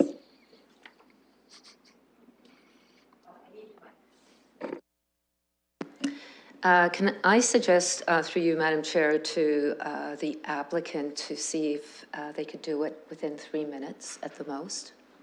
And I would be happy to move that. So Councillor Hopkins will move 3 minutes, which I will strictly enforce, if that's okay. Do I have a seconder? Deputy Mayor Helmer. Let's vote by hand. Oh, Councillor Turner, go ahead. Thank you, Madam Chair. Could I recommend to the applicant that you spend that time trying to convince us why we need to ignore our zoning policies in this circumstance? We recognize, we get the sense of what the application is and what the building is. The arguments are what we're looking for here. Those aren't clear, and they weren't clear in the first 5 minutes. So I'll just do a hand vote for a 3-minute extension. All in favor? And that motion carries with everybody in favor. 3 minutes, go ahead. I guess I'll step in then. So to answer a question about the differential between, what's the current condition on the ground there and what we propose is a resort style, secure, 24-hour monitored and maintained with professional management student accommodations. This is ground zero for students from abroad, from out of town, and we find that there's a significant demand for this type of housing in this location, in this 2-block corridor. So I would say to you that we're providing amenities that are second to none. This is a type of concept that happens in most of our major cities in Canada. We've had other development companies touch on this type of development, never to this degree from an amenity perspective.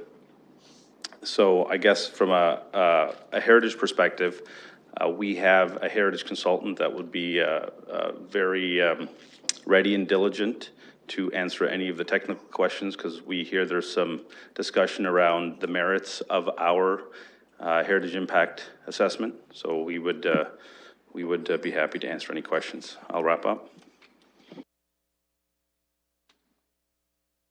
Thank you very much. Okay. Do you have any technical questions, Councillor Hopkins?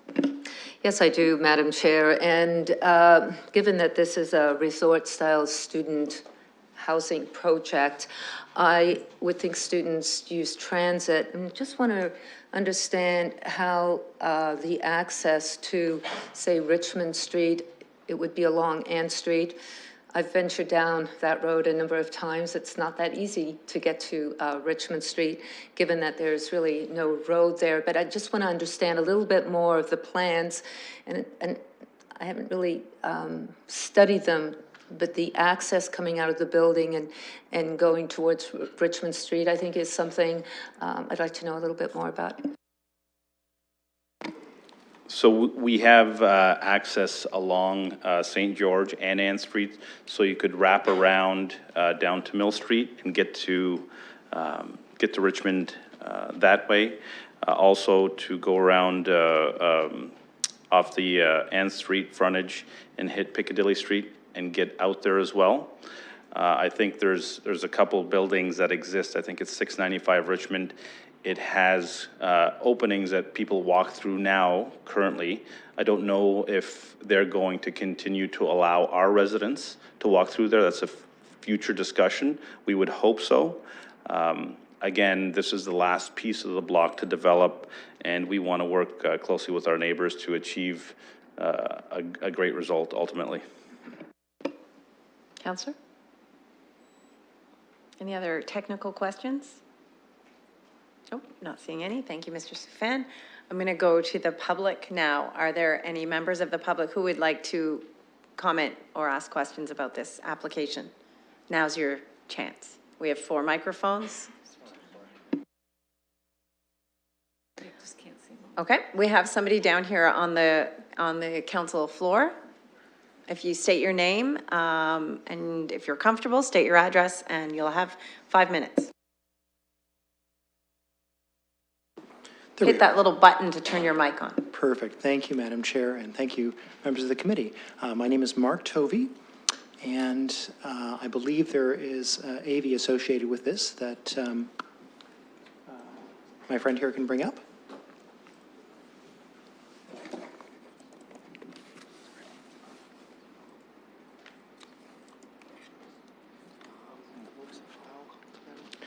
It was the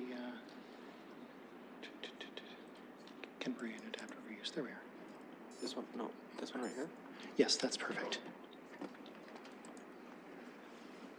There we go. I'm just setting my timer so I can stay within time.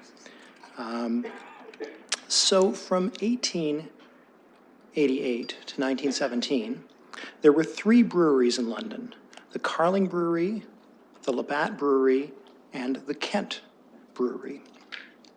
The Kent Brewery was established on Ann Street in 1859.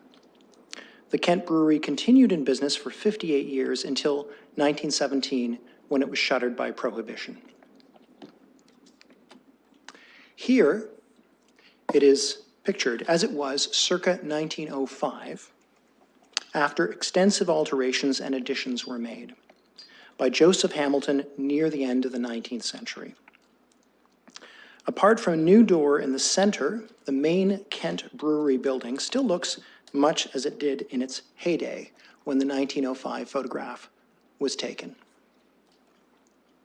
Glenn Phillips, in his book On Tap, The Odyssey of Beer and Brewing in Victorian London, Middlesex, says that the main building is the largest surviving brewery artifact from Victorian London, Middlesex. City of London policy offers a favorable climate for adaptive reuse, both for the preservation of heritage-built assets and for the environmental and sustainability advantages of reusing existing buildings. The following examples from the near neighborhood of the Kent Brewery building illustrate that creative adaptive reuse of old buildings, even plain buildings, is the norm in the neighborhood.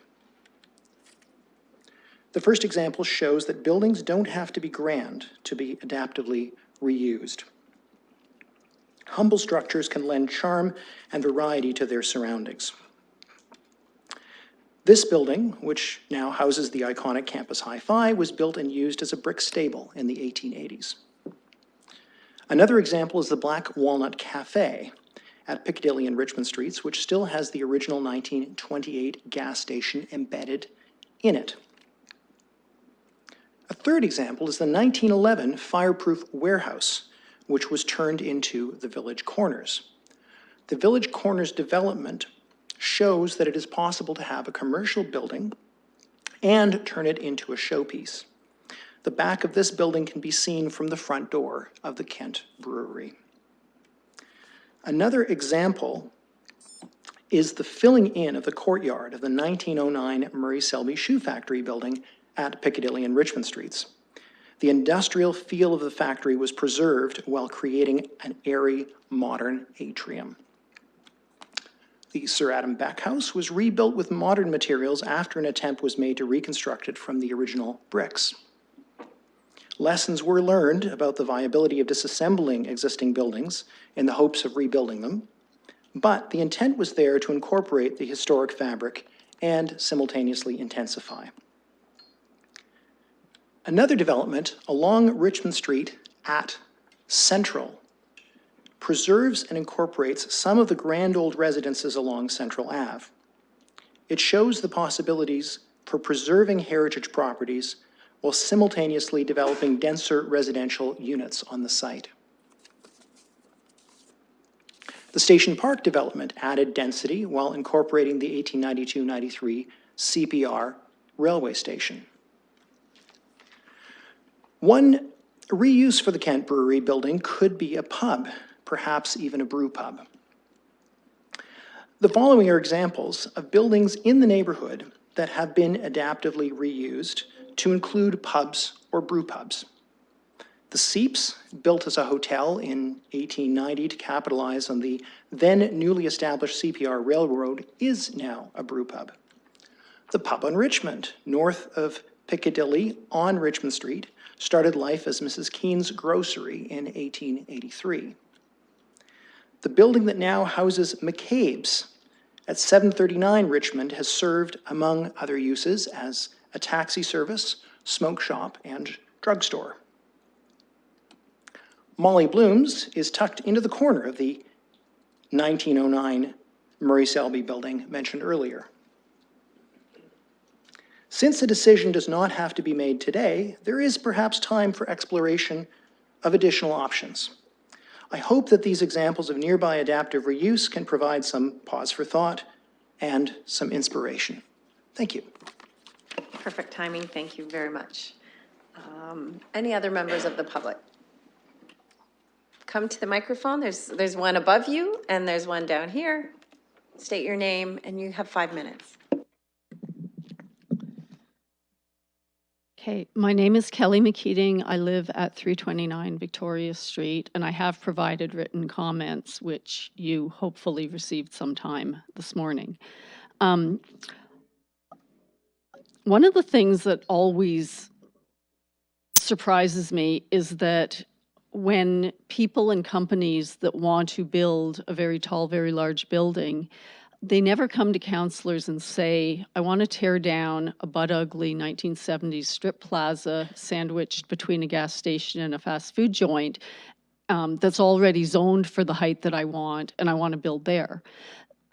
It's unfortunate that it seems that most proposals for very large, very tall buildings have to come at the expense of heritage properties.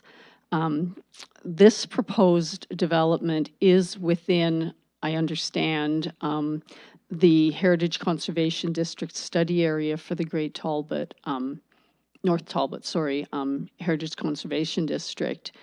And it doesn't seem to me that it would be appropriate to allow changes to that property until that study is done with. I feel incredibly badly for the people who live in the 3 existing apartment buildings adjacent to this, because there will be a mind-numbing loss of sunlight, of view, of privacy if this very, very tall building is allowed to be constructed so close to where those people live. Councillor Hopkins asked about access to Richmond Street, and I have been through that little laneway, and it's really not a very convenient access to Richmond Street. So this building is not as close to transit as one would think when looking at the map. One of the things that wasn't discussed earlier when staff was doing their presentation is that while Ann Street and St. George Street are indeed local streets, they are busy local streets. There are dump trucks and cement mixers that barrel along Ann Street and up north on St. George Street just about all day through business hours, as well as on statutory holidays sometimes. And I found myself picturing that you've got this massive building with no setbacks. So all of the delivery vehicles to that building, and there may be a lot, Skip the Dishes and Ubers and the like, and Amazon Prime deliveries, they're not going to have anywhere to park except on the road. And if you've got 750 or 800 people living there, there's going to be a fair bit of traffic chaos and impatient delivery drivers scooting in and out and double parking and trying to maneuver around while big dump trucks and cement mixers are tearing by. And it seems to me like you're just asking for people to be injured. Given the affordable housing crisis in London, it seems to me unfortunate that a proposal like this, if it is to be considered by council, I would certainly hope that any approval be conditional on a non-trivial number of affordable housing units being included in the building. It seems to me that not only students should have the fancy-dancy swimming pool and all these other amenities, and we're in desperate need of more affordable housing in the community. Also, it seemed to me from the staff report, it wasn't 100% clear, but it did seem like all of the parking would be above ground, and that just seems to me like a waste of space. If you put the parking underground, then maybe the building wouldn't have to be quite as tall. Thanks. Thank you. Any other comments from the public? Ms. Velastro? Hi there. I'm requesting a 1-minute extension if I go over the 5 minutes. I recognize I'd have to stop and you'd have to take a vote. So I'd like to put that forward for consideration. I feel there's been a lot of bad decisions made in recent years for the North Talbot neighborhood. I believe these decisions are made because counselors don't really understand the neighborhood and only see students and run down once beautiful old homes and decide this neighborhood needs to be revitalized. It's an eyesore for many of you and developers, but many of us believe that council is accountable for damage done for failing to protect this neighborhood. It doesn't have the cachet of North London or heritage character of Woodfield. It's not a rich neighborhood, and many of us believe the city treats this neighborhood differently than others. For example, the city never afforded us the same protection as the Biggs neighborhood when big developers proposed restructuring that neighborhood. Our previous councillor, Tanya Park, voted against the Drulo development on Talbot because she had a good understanding of the neighborhood and recognized that large development at that location on Talbot would overwhelm the interior residential neighborhood. That development, which is currently under construction, was approved even before obvious problems such as traffic flow were sorted out, and the site plan process was private. Residents could predict the traffic problems, and they are now coming to fruition as dozens of dump trucks pass through the small residential streets to access Richmond Street, and that will be the permanent traffic flow for residents originating from that building. Never did the city study the negative impacts of increasing daily traffic flow by hundreds of vehicles on those narrow residential streets. This proposal by York Development is asking Council to flip many of the goals and visions that were expressed by thousands of residents during the development of the London Plan. And I would go further and state that York Development is being disingenuous when they state there is a growing demand for student housing. There is no more room for student housing in North Talbot unless Council is looking to completely destabilize that neighborhood, and that could very well be the goal. But Council can no longer avoid talking about the negative impact concentrated student housing has had on neighborhoods and on students themselves and residents. Other cities zone for student housing to ensure a balance of temporary housing to permanent housing, as they would for any other housing type. And if York Development was sincere, they would build student housing near the university. Excuse me, Ms. Velastro, there's a point of order. Oh. Thank you, Madam Chair. If I could just politely ask the presenter to refrain from making any comments about the sincerity or the truthfulness of the applicant. I think that everyone deserves respect in these chambers, and I'd ask that you extend that privilege to them. Thank you, Councillor. It would be better suited near the university to complement Western's active campaign encouraging students to live within walking distance of campus. No, York Development has not brought forward a business plan for increased student housing in North Talbot. The Lux on Richmond Street, for example, is no longer advertising as student housing and is selling some of its units as condos. The city has no method of determining whether there is a need for more student housing or not, but there is a broad understanding that enrollment in higher education is predicted to decline and only be supplemented through foreign students.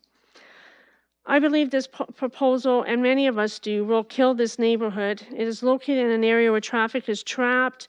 The only method out is through residential neighborhood, increasing traffic by hundreds of vehicles every day, because this neighborhood receives not only local traffic, but receives thorough traffic from Talbot and Richmond Street.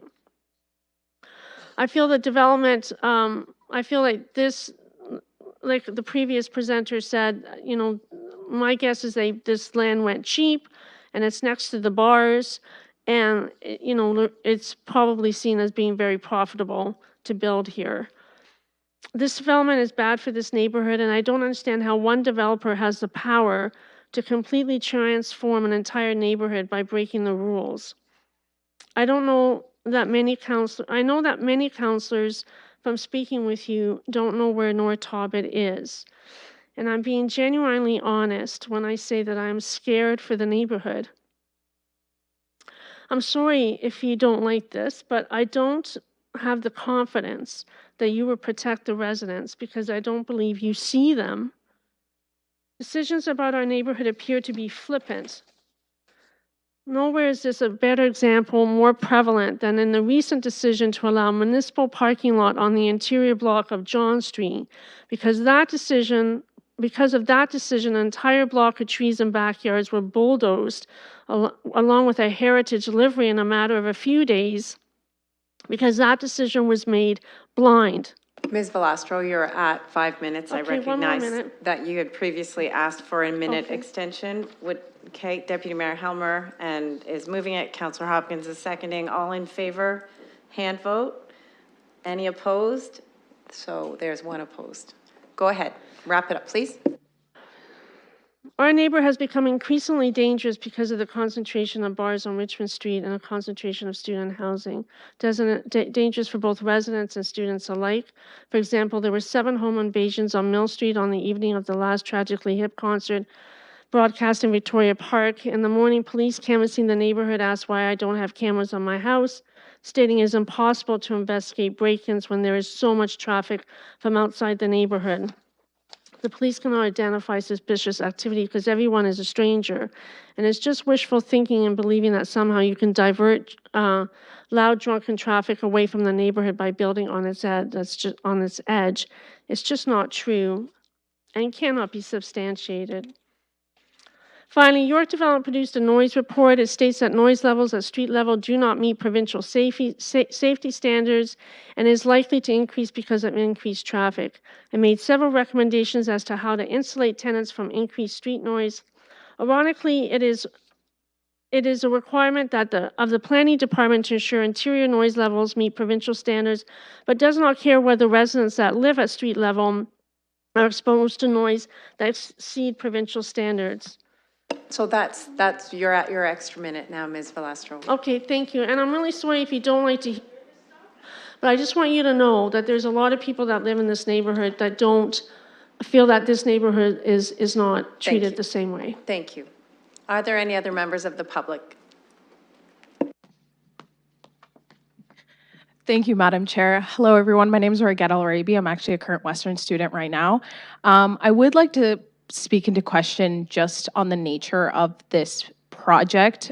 Being the first time that I've heard it, and this is just strictly from observation, I see a lot of the comments as to why this is not a good idea, and I do agree in the sense that there needs to be more discussion about why this is being built, how it's being built, and how it's going to affect the residents in the surrounding area. But I would like to bring up that London is an ever-growing city, and we are growing way more than we used to at a substantial rate compared to other municipalities, and not just Western's community, but also in terms of Fanshawe. Our students are increasing. We have more students coming from outside of London, and student housing is in demand. And I know as a student who's looking for post-grad housing, not in London, but in another city, this project is of inspiration to me and would be somewhere I would live. I think the idea is the fact that it doesn't look as the way that current student housing looks right now, and it is a form of student housing that, you only see in Toronto and Ottawa and the other major cities that can appreciate this, considering its height and its width and the location that it'll be in. However, I think it is of utmost importance to talk about the reason we need this and to talk about how London is growing and modernizing the district. And I understand the concerns come from residents who live in the area and the ones who've been there for a while in that neighborhood. But I do think there's an amount of social cohesion, especially between the residents and the students that are incoming, that is very important to aspire to get to. And I fully recommend of adopting the recommendation and receiving it for discussion. I don't think from what I've heard today that we're talking about, building it currently, but just talking about, getting into that route. And I don't think that's a bad thing, and I would recommend it. And I think from a student standpoint as well, it's definitely needed, but it could be modified in ways to fit resident concern as well. Thank you. Thank you very much. Any other comments from the public? There's a microphone right there. State your name. You'll have 5 minutes. Hi, I'm Heather Chapman. I live at 152 Albert Street. And I just want to follow up on some of the comments I've heard here and some of the research I've done.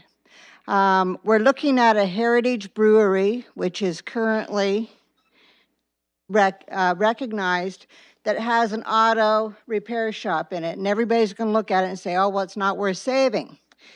Well, the Globe and Mail did an article in May of 2018, and in it they make note of old buildings ferment into stylish breweries. So here we would have a heritage brewery that's gone to being an auto repair shop, and we can make it a brewery again. Why not build upon what we already have? Cities all over North America, in the States and Ontario, everywhere are doing this type of thing. And what they're doing is they are enhancing upon what we already have by taking the local craft breweries and making them a destination for our city. If you go on TripAdvisor, it shows you the 10 best brewery destinations, and we're on there for Labatt Brewery. But that's only one. I mean, we have many, many breweries. The people that run the beer festival every summer, they do a really, really good job of that. And what I have noticed is there's a ton of people that want to go to that, but it's so lined up and it's so busy and there's nowhere for them to sit. And so here you are with your little tickets, and you go to a tent and you get your chit, and then you go and you line up for your beer and you decide what beer you want. Why not build upon that and take the brewery that we have in the Kent Street area, Ann Street area, and make it a walking tour? This is what other cities are doing. This is what works for them.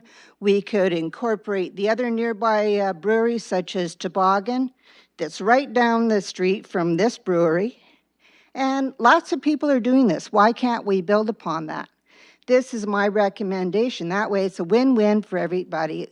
And I don't think that we should sacrifice our heritage, our breweries, our destination as a city that has a steeped brewing history, to build a resort for rich students who come here for 8 months of the year. Come on, yes, build student housing, but it doesn't have to be on this scale. It doesn't have to tear down everything that's ours, that has been here, that's part of what we have as Londoners, just to cater to rich students and people from other countries to come here so they can have luxury, student accommodations. I mean, is that really a prudent use of our neighborhoods and our heritage? Are we going to have to throw that all away just for one development? I don't think that that's appropriate. Okay, that's my comments. Thank you. Any other comments from the members of the public? Any other members of the public wish to speak to this item? I'm not seeing any, so I'll look for a motion to close the public participation meeting. Closed or moved by Councillor Turner, seconded by Councillor Hopkins. We'll vote on that.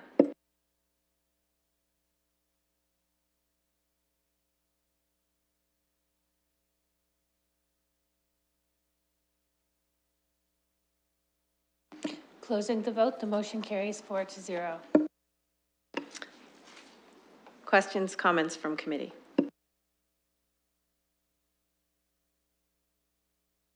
Councillor Turner. Thanks, Madam Chair. It's interesting application. The building itself and the project looks like a very interesting project. The issue before us is it's a market departure from the zoning environment that exists on this property. And it seems that it's a fair ways away from being reconciled. I think the challenge is that any assembly of property can occur within the core, but there's a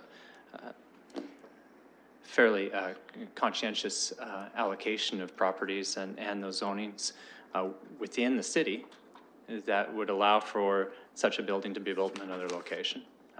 And if we're creating an environment where there's just such a departure from the zonings, then I'm not really sure what zoning framework and the official plan mean. I think such an application really undermines that. So I was listening for arguments to say why we would deviate from what the OP and what the zonings were here. I didn't hear them. I do recognize that there's a demand for such a building, and there's a market. It looks like a great building. I recognize why staff have brought this forward as an interim measure to be able to hear comments from the community, and but I don't see I don't see our path to be able to make anything further from this point. We did get a recommendation, a draft recommendation as an alternative from the applicant. I don't think we're anywhere close to ready for that at this time. And I would encourage the applicant to take a look at the zonings within that. There may be latitude within that, but this is 2 to 2.5 times the height, and a significant, I'll say, a threefold increase in density. And it doesn't seem consistent with the street permissions within that area, or the ability to move appropriately that many people. So there's a reason why we have a zoning framework in place. I guess I'm just a little perplexed that that such a request would be made to this extent. So I hope that there's a continuing conversation between staff and the applicant. It almost seems like this is a let's throw it against the wall, see if it sticks, or let's over ask and see if we can come someplace in the middle. Both of those strategies I'm not a big fan of, and I think I appreciate what York Developments has done. They've built some great developments within the city. This seems like the building itself makes a ton of sense someplace else where the zoning permissions would permit that. So I would encourage that exploration and to take a look at what would be more appropriate for this site.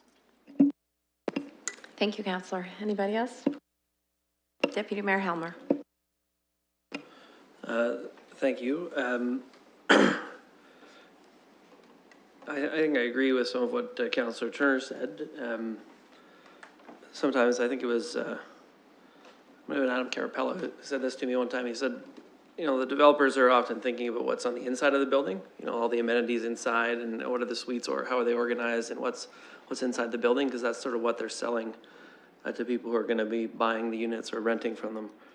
And a lot of times the discussion of the planning committee is what's on the outside of the building. How does it integrate with the street, urban design, you know, how does it fit in the neighborhood? What's the impact on what's already there?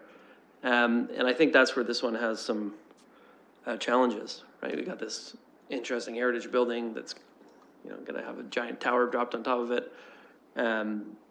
We got the transition into what is an existing residential neighborhood across the street.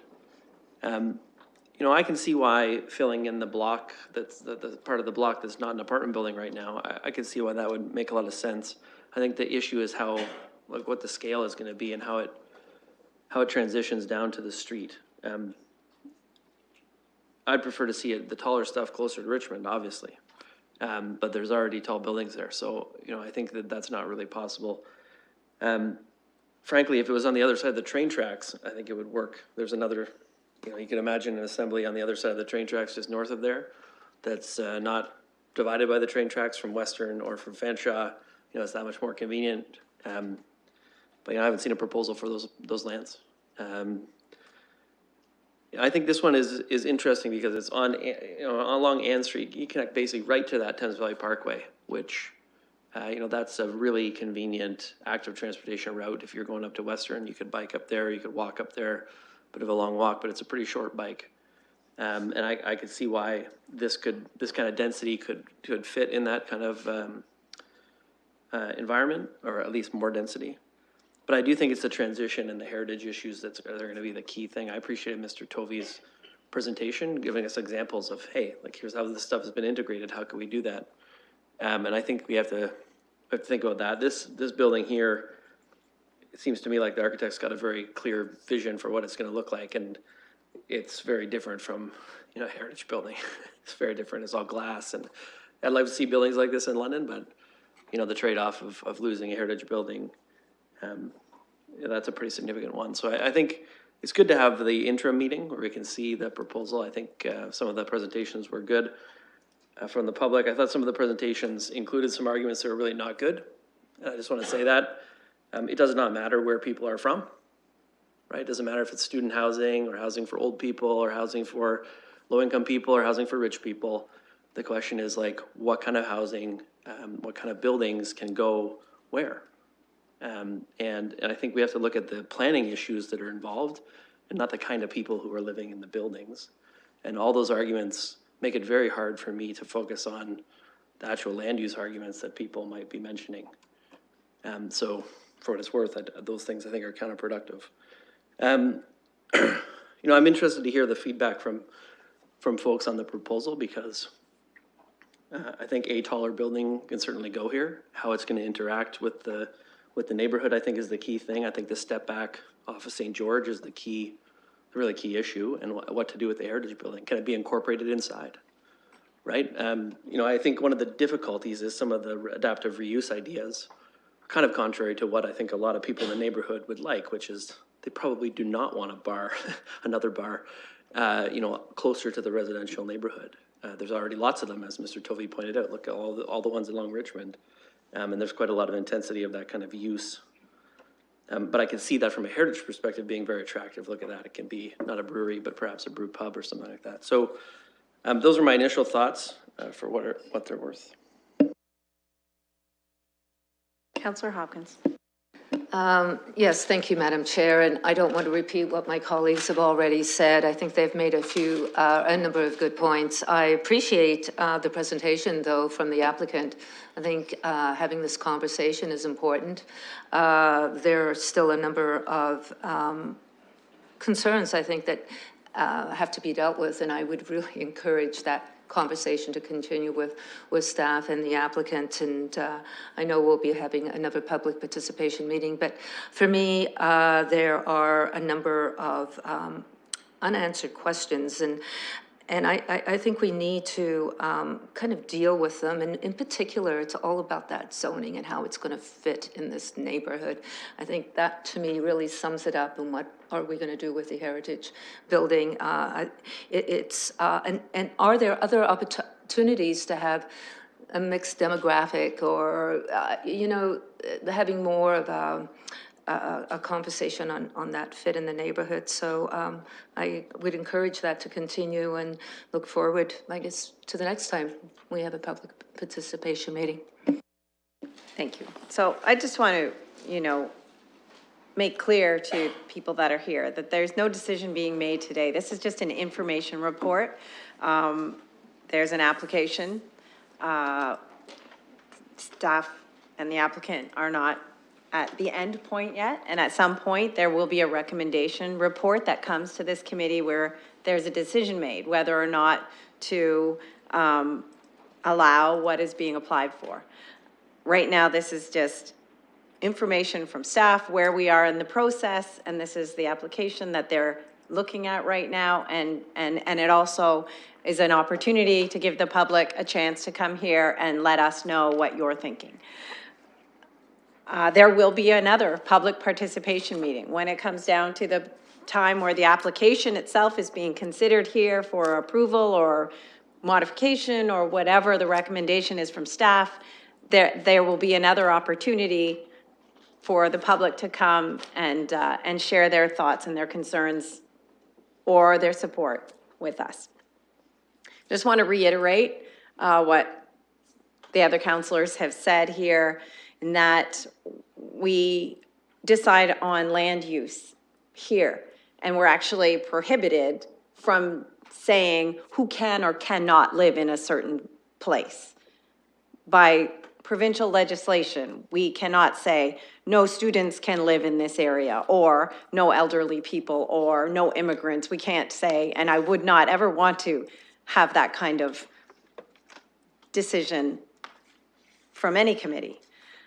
We decide, we are presented with a recommendation from staff, with a request from an applicant on changing what is allowed in a particular area or not. And as of right now, apartment buildings are allowed on these lands.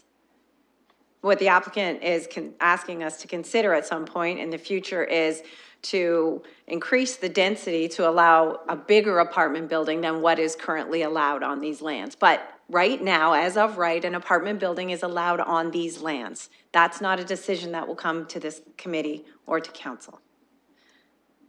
The height and the scale of that apartment building could be a decision that this committee has to make at some point in the future. I agree with comments that have been made so far that the density that is potentially being sought here is a little more than I expected. And it's interesting to me that the applicant would have gone to the Land Use Planning Tribunal, made a settlement there at the Land Use Planning Tribunal, and then the application that they're asking us to consider is so much greater than what what compromise has already been reached through that tribunal. That's interesting to me, and I guess we'll cross that bridge when we come to it. So we have, do we have a motion? No.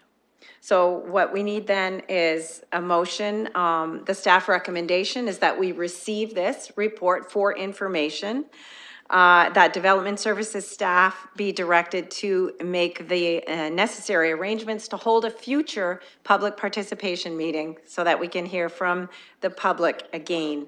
And it being noted that staff will continue to process the application and will consider the public, agency, and other feedback received during the review of the subject application as part of the staff evaluation. Do I have a motion? So Councillor Hopkins is moving that staff recommendation, seconded by Councillor Turner. Any other comments? No. Then I will call the vote.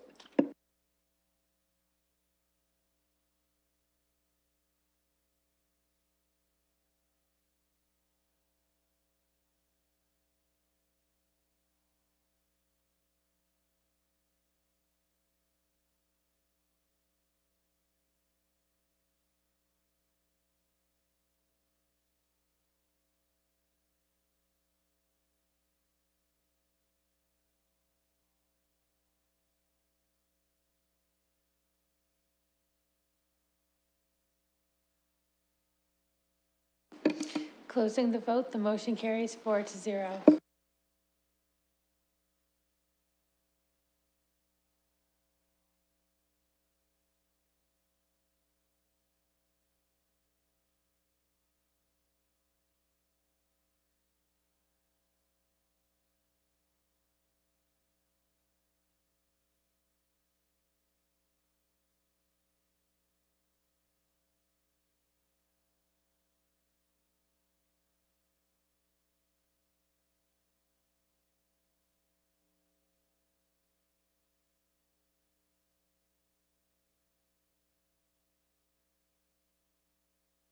Okay, so moving along to items for direction. Item 4.1 is the second report of the Environmental and Ecological Planning Advisory Committee. There is a few things that will be wrapped up in the proposed motion. Item 4.1 from the committee report is that the attached Kilbourne Road Working Group comments be forwarded to Civic Administration for consideration. Item 5.1 is proposed amendments to the dog brochure. It's your dog, and nature. We had previously approved a version of this brochure, but there are some amendments that needed to be made. So if we approve this revision, it will require a reconsideration. The previous vote will require a reconsideration at council, so that will be part of our recommendation. 5.3 is also that the work plan be forwarded to Municipal Council for consideration. So all of those will be wrapped up in the motion. And if there are any comments or questions on this report, Deputy Mayor Helmer. I realize that there's not a representative from EPAC here, but I did want to ask about this first recommendation about not accepting the EIS for Kilbourne Road. I mean, I'm happy to forward it on, but that's a pretty strong recommendation. Just wanted to see what staff think about it.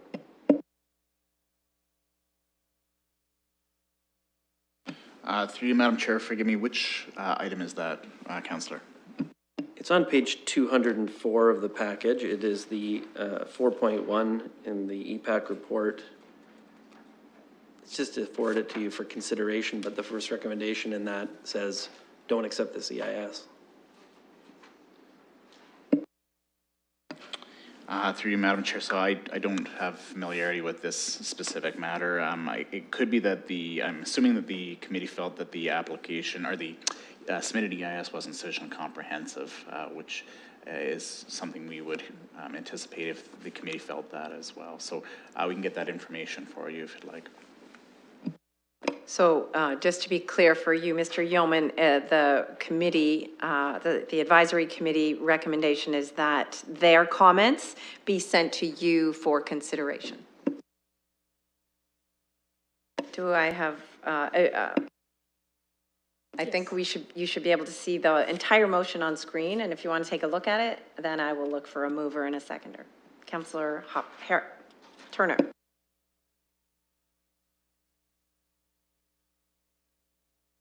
Councillor Turner is moving the entire report with the extra motions.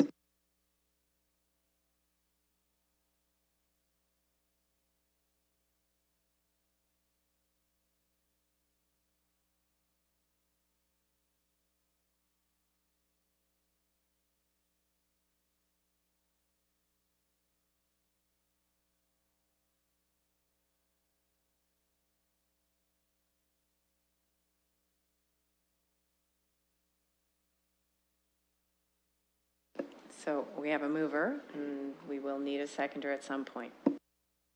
Deputy Mayor Helmer is seconding that. Any other comments or questions? No, then I will call the vote.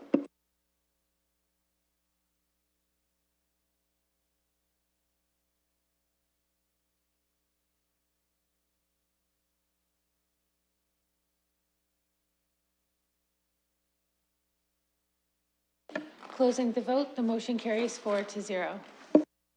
Item 4.2 is the second report of the Trees and Forests Advisory Committee. There are no action items in this report. I believe we're just receiving it for information. Well, there. Right, that civic administration be requested to implement the committee's attached recommendations in order to better promote tree-related educational materials and information in advance of the spring 2020 planting season. And the information and recommendations as appended be forwarded to civic administration.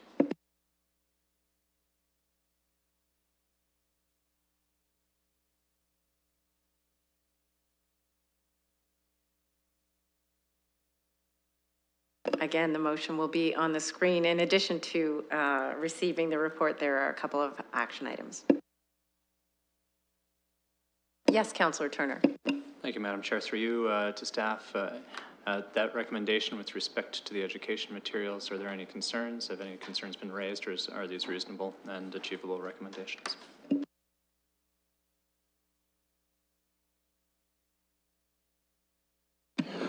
Forgive me, Councillor, I was writing an email regarding Councillor Helmer's previous question, so could you repeat the question for the agenda item? My apologies, I should have been paying more attention. No problem. With respect to the recommendation on the EPAC, in the Trees and Forests Advisory Committee, one, that the civic administration be requested to implement this committee's attached recommendations in order to better promote tree-related educational materials and information in advance of the spring 2020 planting season. They have a page, which is item 4.1 on their report, which has some recommendations for that education, including water conservation tips and mulching techniques, and some other resources.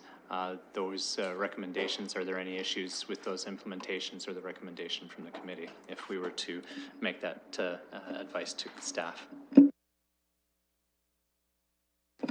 Through you, Madam Chair, so a quick scan through looks like it's requesting best practices be addressed. We'll follow up with our colleagues in forestry for promotion through communications on this. I will also ask our subdivision ambassador to do some promotion around it as well to our new communities for street trees in new neighborhoods. Thank you. I just wanted to make sure there weren't any unforeseen impacts from the recommendation. It sounds like they're reasonable. Thank you. I also want to point out that there were two staff from Forestry Division there. Sarah Rollins and Jillian Spence were at the advisory committee meeting. So it will be moved by Councillor Turner and seconded by Councillor Hopkins. Any other questions? Okay, I'll call the vote.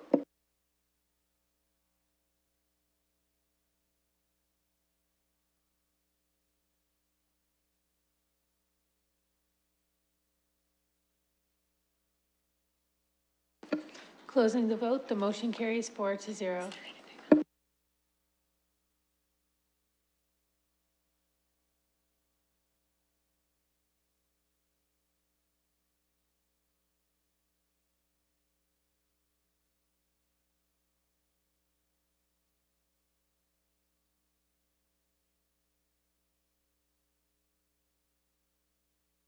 Okay, final item is an added item, and it's the fourth meeting of the Advisory Committee on the Environment. There is an action item on there, number 2.1, in your added on the report from the committee. Councillor Hopkins, do you have a comment? Yes, Madam Chair, I do. In regards to 2.1 with the Blue Community Project. So with this, are we just passing on the request to for staff to review their presentation that they received? And I want to make sure that we are not you know, saying that we are going to, or are we saying that we're going to look into selling reusable water bottles at festivals? Or are we just passing on that information for staff to look into that? So I just want clarification. The way it's worded, be requested to look into selling. Are we supporting the selling of reusable bottles with this recommendation? So we have Mr. Rosenthal here, who was at the meeting as well, and go ahead. So through the chair, Councillor Hopkins, you're asking about primarily about the selling of reusable bottles, and yeah, so we can look into this. I read this reading that basically asking us to look into the possibility of doing that, not actually going through with it. That would be my first step. It's something we haven't done before. Could be done. I do see some challenges with it, but this would essentially request us to just look into it. Thank you for that. Thank you. Councillor Turner. Thank you, Madam Chair. I guess the same question that I asked before. It seems like Mr. Rosenthal, you were at the committee and recognized that most of the aspects of being a blue community were already in place with the city, and that the other recommendation with respect to ensuring access to drinking water was not particularly a concerning aspect of the recommendation from staff's perspective. Is this supportable, and are there any concerns that are outstanding if we were to recognize that third provision?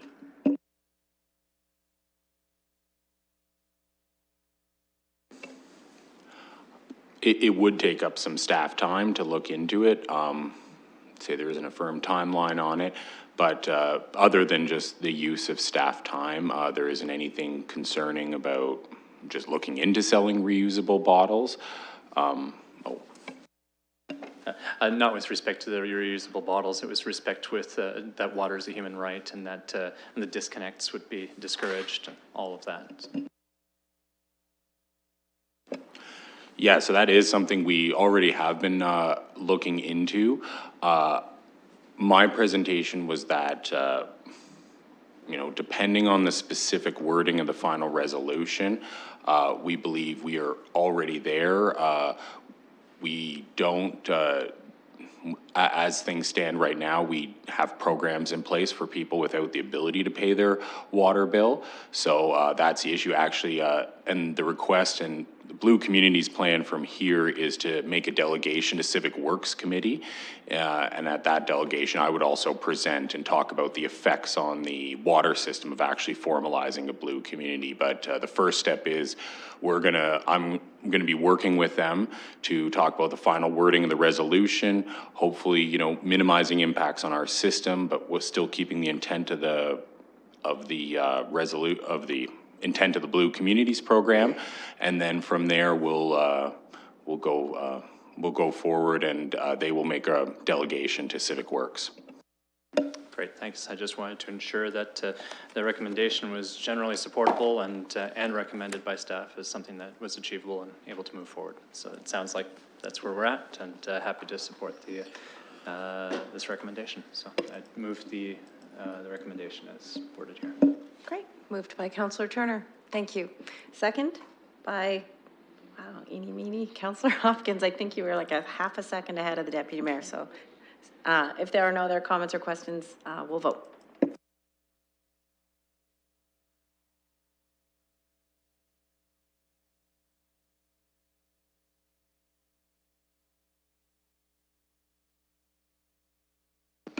Closing the vote, the motion carries 4-0.